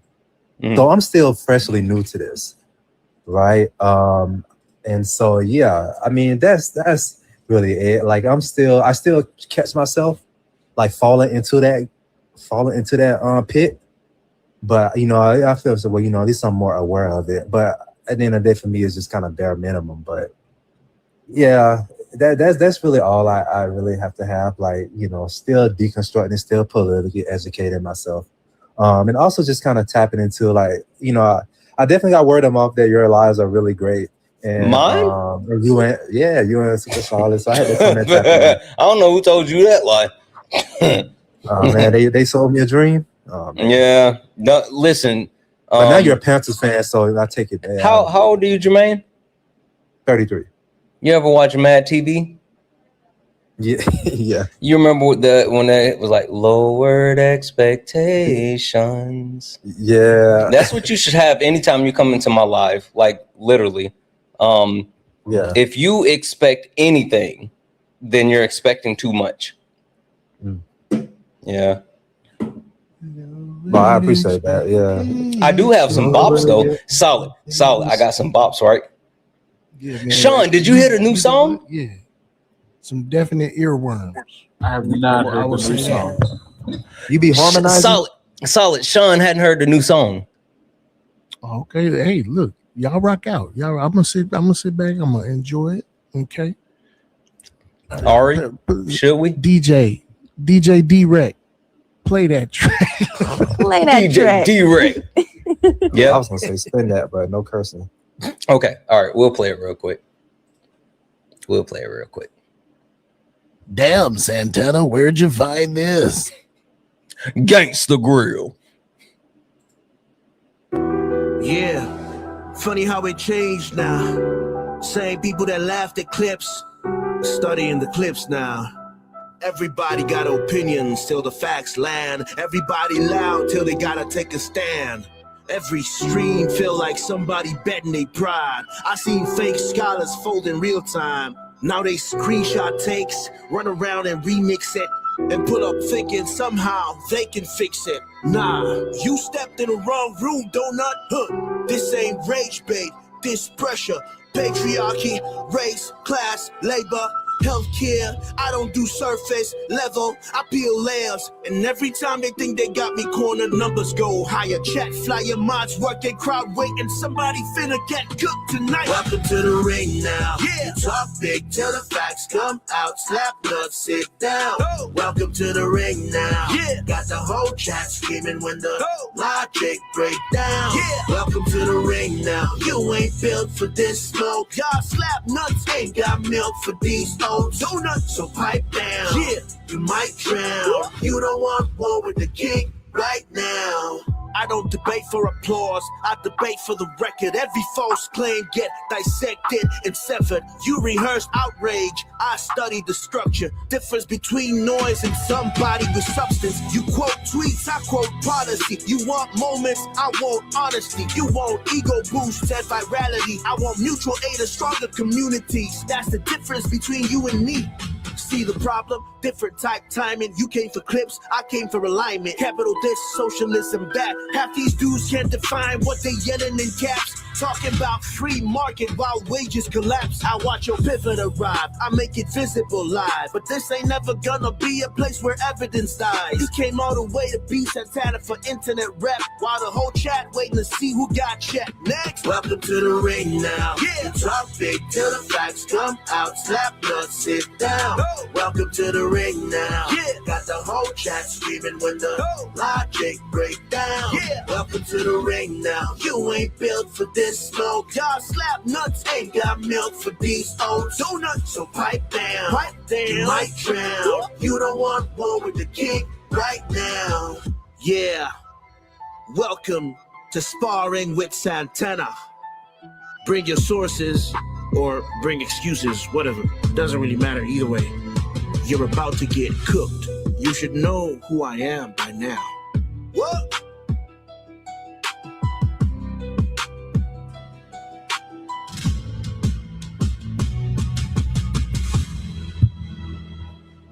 What do you think? It's a very epic feel. I think it sounds like if Hercules Mulligan produced Dreams and Nightmares. Ain't no. I tell you I was what. about to say the fact that he got Chino XL to come out of retirement. I tell you what. I do mess with Hercules Mulligans. I do.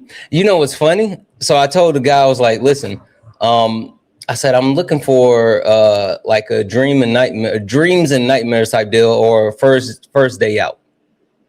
And he was like, because he normally does like a lot of singing. He's like, I don't know if I can do that. He said, what if I do like a spoken word at the front and then like when the beat drops, go into it? I was like, yeah, do it. It's my jam. No, it was a banger though. It was undoubtedly a banger. But I like how he was rapping before the percussion came in. Like he was on, you know what I'm saying? He was on beat. Right.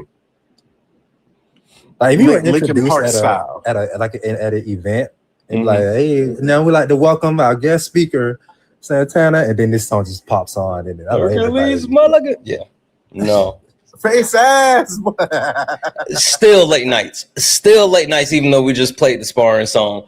Hey, we were at we went to we had my wife's niece or my niece had graduation yesterday, and we went to like a family dinner. Tell me why the kids all broke out singing Hamilton at the table, Sean. Oh. Which song? It don't matter. We gotta stop it. No. What is it?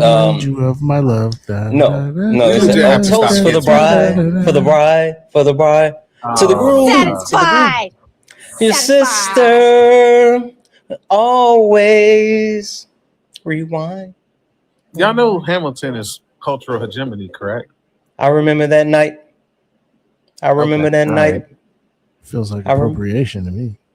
I remember that night. Not Sean trying to take away Black joy right now. Yeah, it literally is. Like I absolutely. Y'all know that movie. You're not about to ruin this one. I absolutely have to. Nope. Absolutely have to. She loves that movie though. It's legit. That, right? Cultural. What comes next? You've been freed. Do you have what it takes to lead? You're on your own. Awesome. Wow. It's the worst song in the entire show. Why do y'all keep singing my love? Worst song. Beautiful. Like it's but y'all do know why he was singing it. Wait, Sean, seriously. How does a bastard orphan son of a whore and a Scotsman dropped in the middle of a forgotten spot in the Caribbean? Come on now. Come on, Sean. He sold slaves. That boy good. Hercules. I'm not joking. Like I'm not joking. Like y'all, the whole thing. Sean. You won't break my soul. You won't break my soul. You won't break my soul. You won't break my soul. That ain't even in the play. It's not. All right, we got to get out of here. All right, we got to wrap this up. All right, Ari or Jermaine, you first. LIFO. Yeah, LIFO. You first. I'm pretty sure you don't have. Do you have pluggables? A what? Do you do plugs? So I do plugs? No, Yeah. I don't do plugs. Yo, you gotta calm down. Yo, this I late got night, plugs. I'm just talking about pluggables. I don't know what y'all was talking about. I didn't say anything. All right, Jermaine, I appreciate you. I'm gonna drop you down, okay? All right, appreciate it. Y'all have a good night. As well. I didn't do anything. All right, pluggables. Can we? Oh, never mind. No, go ahead, Sean. I was gonna ask because we didn't. Well, I didn't get the chance, but never mind. Solid's tired. Never mind. Don't worry about it. Don't worry. Come earlier, Sean. You if that ain't the blackest every single day. No. Every single time you show up at the end, at the very end, every single time. I have a job. Okay, when I say my sister loves black people so much, you say, how much does she? You ready? Mm-hmm. My sister loves black people so much. How much does she? That she's committed to CPT. Goddamn, Yeah. Go to bed. Go to bed, Tyler. Good night. Okay. All right. Pluggables. Yeah, I run a book club, and we have book club next weekend, not this weekend, next weekend, and we'll be reviewing Black trans feminism.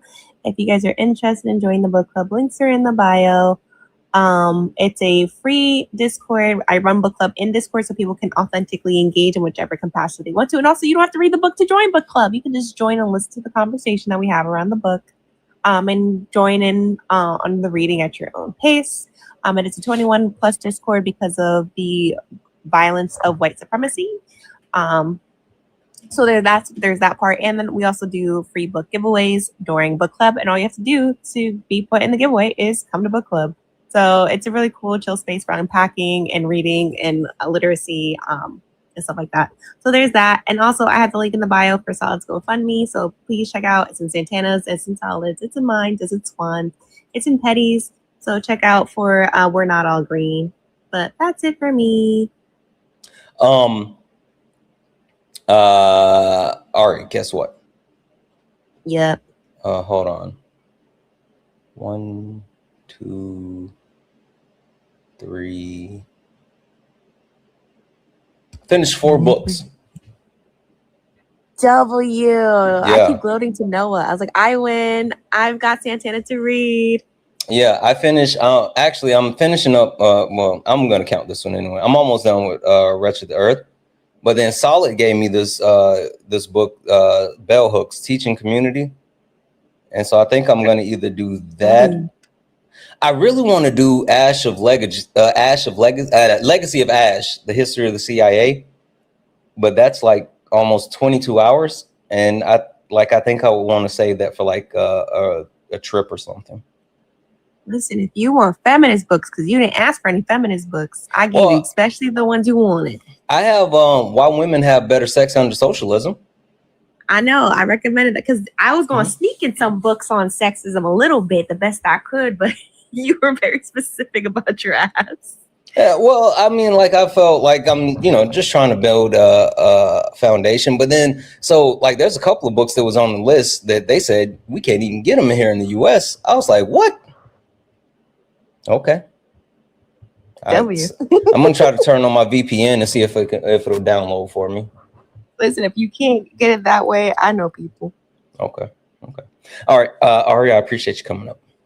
Thank you for having me. Bye, guys. Sean, pluggables. Yeah, so keep an eye on me. I got some stuff coming up. I'm not gonna say what all it is, but I got some stuff coming up. Sound real sketchy. Hey, sure, absolutely.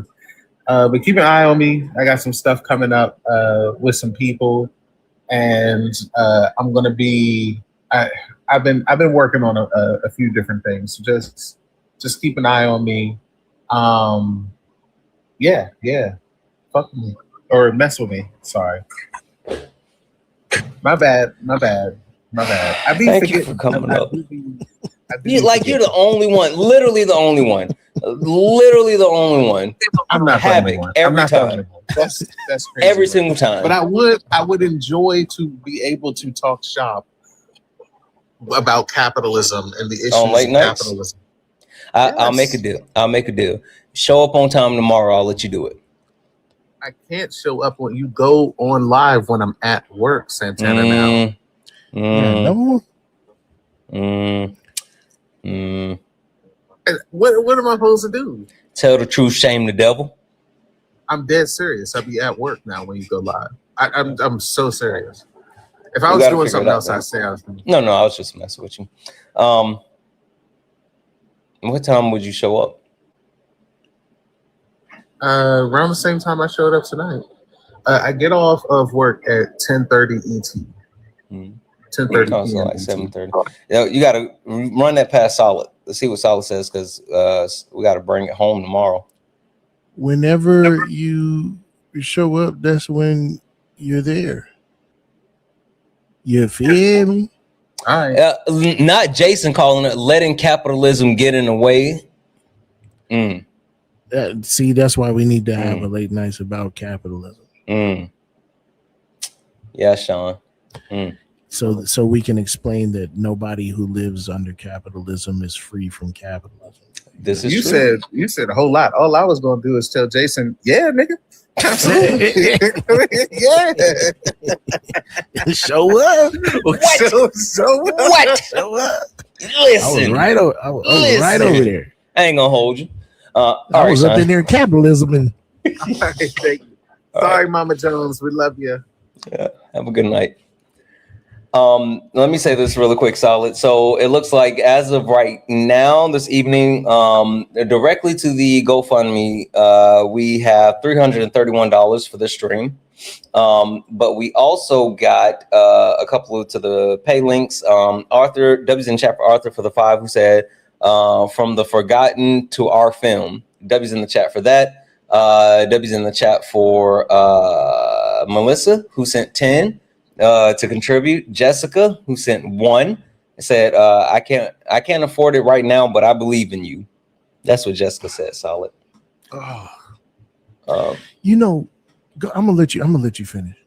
And hold on, let me make sure. And also W's in the chat for Madison for the $20 donation said, been tuning in late nights recently and really enjoyed the conversation topics. Wish it was a little easier on the East Coast. But I'll watch the end tomorrow. Haha. W's in the chat. Listen, I live on the West Coast. I don't know what y'all want me to do. W's in the chat for Madison. Thank you so much for that. Really quickly over on Twitch, because Twitch has been going off. Are you on Twitch? I have a Twitch account. Oh, you got to figure that one out. No, my Twitch account got banned, and I don't know how, because I never go there. Were you playing West Coast Productions? No, W's in the chat for W's in the chat for Stevie, Steve J321. Holy smokes, gave out 20 community subs. Holy smokes, that is crazy. He sent out 20 subs. What in the world? And then followed up with another one. That's a lot. I ain't gonna hold you. That's about $100 or so. Like that's a lot. That's a lot. And W's in the chat because he followed up with another one, gifted one more sub to Witty Kitty. W's in the chat for Manders for resubscribing. For 4 months. Manders said 4 months has been amazing. W's in the chat for One Mighty Pen, who gave out 5 subs. I'm telling you, Twitch snaps. Twitch snaps. Literally. W's in the chat for Steve, who sent another 5 subs. What in the world? Dang, Steve. W's in the chat for Lana for the 1,000 bits. W's in the chat for One Mighty Pen sent out 5 subs. I'm telling you, they be competing, Solid. They literally be competing. W's in the chat for Steve, who sent another 5 subs. W's in the chat for Manders, who sent 20 bits. W's in the chat for One Mighty Pen, who sent 5 subs. W's in the chat for One Mighty Pen, who sent 2 subs. W's in the chat for One Mighty Pen, who sent 1 cheer. Can you share the links? What links? What links? Hold on. Put it in the chat. What links? What links? I missed. What links did I miss? Oh, he went to bed. Dang it! Remind me tomorrow, Twitch, and I'll give him a shout out. What links are you guys talking about? Because I know they put Solid's link over on Twitch. Were y'all talking about the link for? Oh, okay. Reaper got it. Okay, yeah. They wanted to make sure they had your links over on Twitch. So, all right, that's it. Solid. Oh, FYI. So as of right now, and I'm waiting because people don't necessarily follow instructions, but whatever. But I got 26 so far. Then I'm going to be adding to the GoFundMe. If I'm just going to hold off just in case anybody else send more. So I'm gonna tell y'all something, man. No matter what happens, watching y'all believe in me is incredible.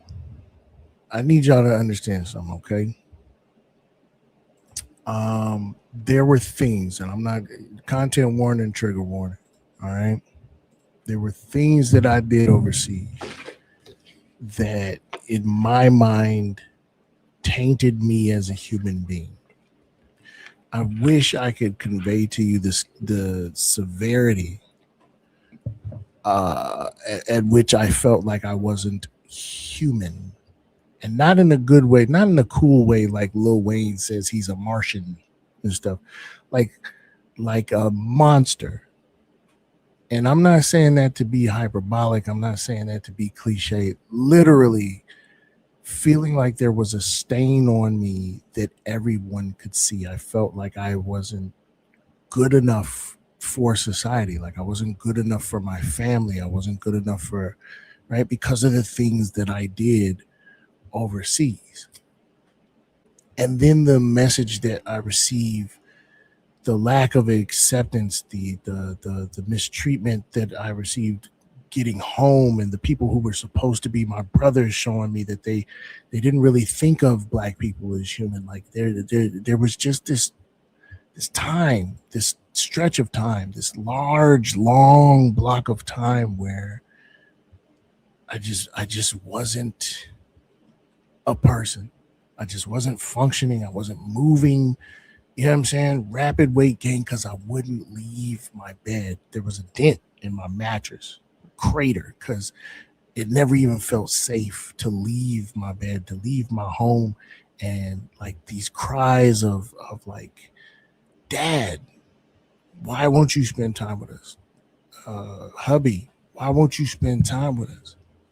You know, why? We need you. And I didn't know if there was a point, and it's not even like it was something I could control. I didn't even know if I could. You know what I'm saying? I didn't even know if I could come back. And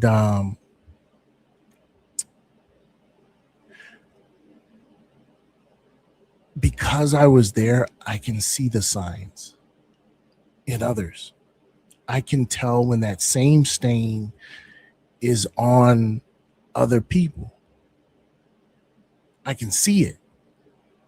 You know what I mean? To hear that y'all believe in me, to watch y'all go out of your way to support me,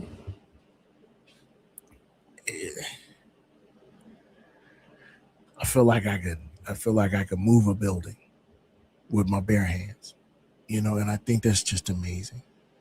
I want to pass on your love.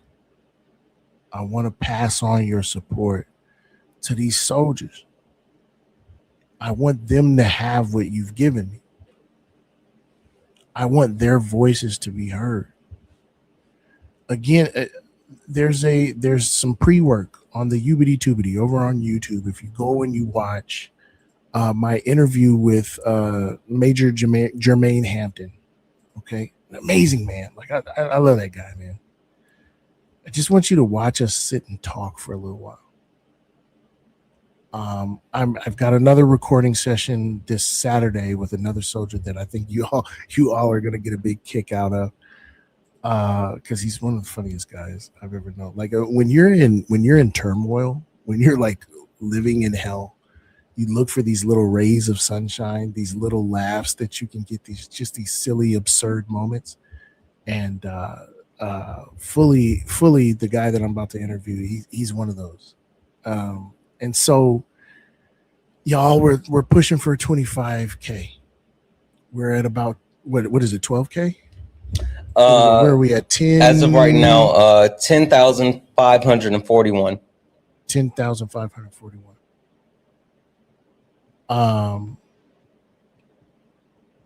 I don't like the way you said we're pushing for 25K. No. We're going to get 25K. We're going to get 25K. Listen, by hook or crook, we'll get it and get it out the mud. Listen, I done robbed somebody before, you know what I'm saying? Ski mask, got a shiesty. Shiesty out the closet, you know what I'm saying? Hey, solid. Blow the bricks. Dust up. Huh? All white bricks. All white bricks. Tan white bricks. I used to pay Kobe. Now I pay LeBron. No, seriously, we're gonna do it. Like I don't think you really understand how hell bent I actually am on this. So we're gonna do it. I appreciate that, man. I really do. I need y'all to understand that, like, this story, the stories I need my brothers to be able to tell. You know what I mean? It's just, you have these people who are plucked, who are targeted because of their position, because they're expendable, who defied everything to survive. I ain't gonna tell you. I'm not gonna hold you. And I don't know why this makes me feel like I'm gonna get in trouble, but we weren't supposed to come home. Mm-hmm. That's gonna be contrary to every story that's told. But I know, because I was a combat medic, because I watched, we weren't supposed to come home. And these dudes, they dealt with everything that war has to offer, everything that imperialism has to offer, and the added layer of racism. You know what I'm saying? And so I'm like, this is just, to me right now, you know what I'm saying? My children are the most important thing I've ever done. Being there, like, I'm gonna wrap it up. I promise I'm not gonna yap too much longer, right? When I was in the middle of this fog, Yaya is my youngest girl. When I was in the middle, I call her my lighthouse, because I was in the middle of this fog and I had no idea what was going to happen. I had no idea where I was going to go, what I was going to do, like how I was going to recover. And when I lost respiratory therapy, when I got out of the Army, I didn't even have, like, literally the saving baby lives. I used to work as a respiratory therapist in the neonatal ICU, right? And so literally that was what was keeping me going. And then nothing. I had no purpose, no job, no nothing, except for Yaya. Yaya was this little baby that all she knew is dad is fun to climb on. And all I knew was that, like, my purpose, I'm here to be her dad. I'm here to be her dad. And I went through, like, this PTSD program and this racial trauma program with the VA. And what I got from there, I want to just give, like, the release, everything that I got. I want to be able to give it to my brothers.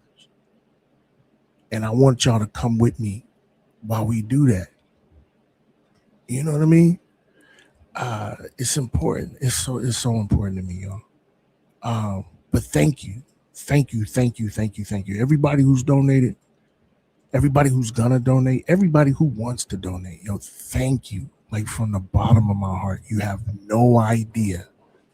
You have no idea how much it means. You have no idea what you're doing for my soul. High key. No pecking. No, I mean this shit. I mean this stuff. Fuck it, we already here, right? I mean, and here, like, right? It's late, and I'm sure she's in bed. She's not gonna watch YouTube. I'm sure she's asleep by now. I mean it. I mean it, y'all. I mean it. Whatever, Sean. I'll say this. I really appreciate you not only sharing that with us, but sharing your dream with our community, sharing the opportunity for us to be a part of this. And I said it earlier, and I really mean it. Like, this is our film now, Solid. Sorry, it's been colonized. This is us. This is our, yeah. I said what I said. Colonizing the black stories. I said what I said. For sure. But like, I'll say this, and I won't be long-winded, but it's a lot of people that I actually really believe in. And I believe in you. I believe in what you're doing. I believe in Ari. I believe in Swan. I believe in Sean. That's why I bug all of you to come up and talk about like the things that you guys are doing whenever like there's hundreds of thousands of people listening. Because I think like the things that you guys are doing is super important. And I really believe in all of you. And so I want everybody else to get an opportunity to believe in you guys too, because I feel like if they hear your voice, then like they're there. I feel like that's the only thing missing is just the chance for people to hear you guys. And so you doing this with me this week has been absolutely awesome. It's been a lot of fun. I've learned a lot, and I'm just hoping that we can keep like driving this entire thing, and we're gonna get it done. Like, again, it's our movie now. Mama, we made it. This is gonna be our movie. So not only that, but I'm vindicated because grassroots means that I'm right about community. Mm-hmm. My favorite line in that new sparring is he said, I want mutual aid and community and stronger community. Yeah. I love that bar. Yeah. Straight up. Anyway, anything else for the people? All power to all the people, except for Ralph. Do something good for your neighbor. Ubuntu, viva la raza. Throw more bricks.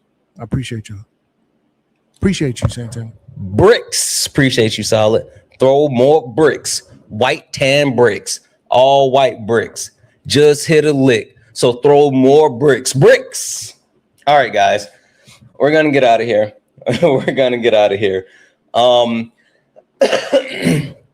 I'll be back in the morning for sparring. I'm going to try to be on at 6 a.m. East. 9 a.m. Pacific, 6 a.m. Eastern. So they're still working on the HVAC, and they're supposed to be here like at 9 a.m. my time. So if I can get some sparring in, it's going to be in the morning before they get here to do the work. So if you are available, come through and holla at your boy. Right? All right. Not too many thoughts put in the wall. That's not the bricks. That's the wall. Jeez Louise. Is that counting or not counting gang violence? Yeah, this ain't your regular panel. Nah, we speak the truth. Late nights with Santana and Mama Jones watching. Better keep it clean. Let's go. Late nights, truth in the convo. Everybody get a seat at the table. From the block to the books, we mindful. No screaming, just dreams and the Bible. One mic, one voice, we build bridges from the heart of the hood to the world's big issues. Politics, pay, different cultures. But the real ones listen before they rebuttal. Late nights with Santana. Yeah, Mama Jones watching, so keep it grown. Ain't about flexing, it's a purpose zone. Santana hold it steady when it might get hot. But we ain't here to fight, we here to connect the dots. Yeah, late nights with Santana. Hey, W's in the chat for the chat. Guys, this is a good night. I thoroughly enjoyed this. The one call out that I want to make sure that people understand is this is 101. Kay and I kind of talked about this when we were like thinking about how we're going to roll this out, because the wealth of knowledge that Solid has, it's kind of like we had to put training wheels on a motorcycle. So tomorrow is the last night for late nights of this, but it's just the beginning of the learning, right? So there's more to come. Just because we get through this week does not mean that this is it. So there's so much more to come. So lock in, tune in. We're going to keep going. It's going to be amazing. I appreciate you guys for hanging out with me this evening. Thank you guys. Thank you for all the gifts, the taps, the likes, the shares. Thank you all for being absolutely amazing. Thank you all for just staying up. Seriously, I love you all. And as always, peace. Just motion. Real ones talking, no cussing. Cause Mama Jones still watching.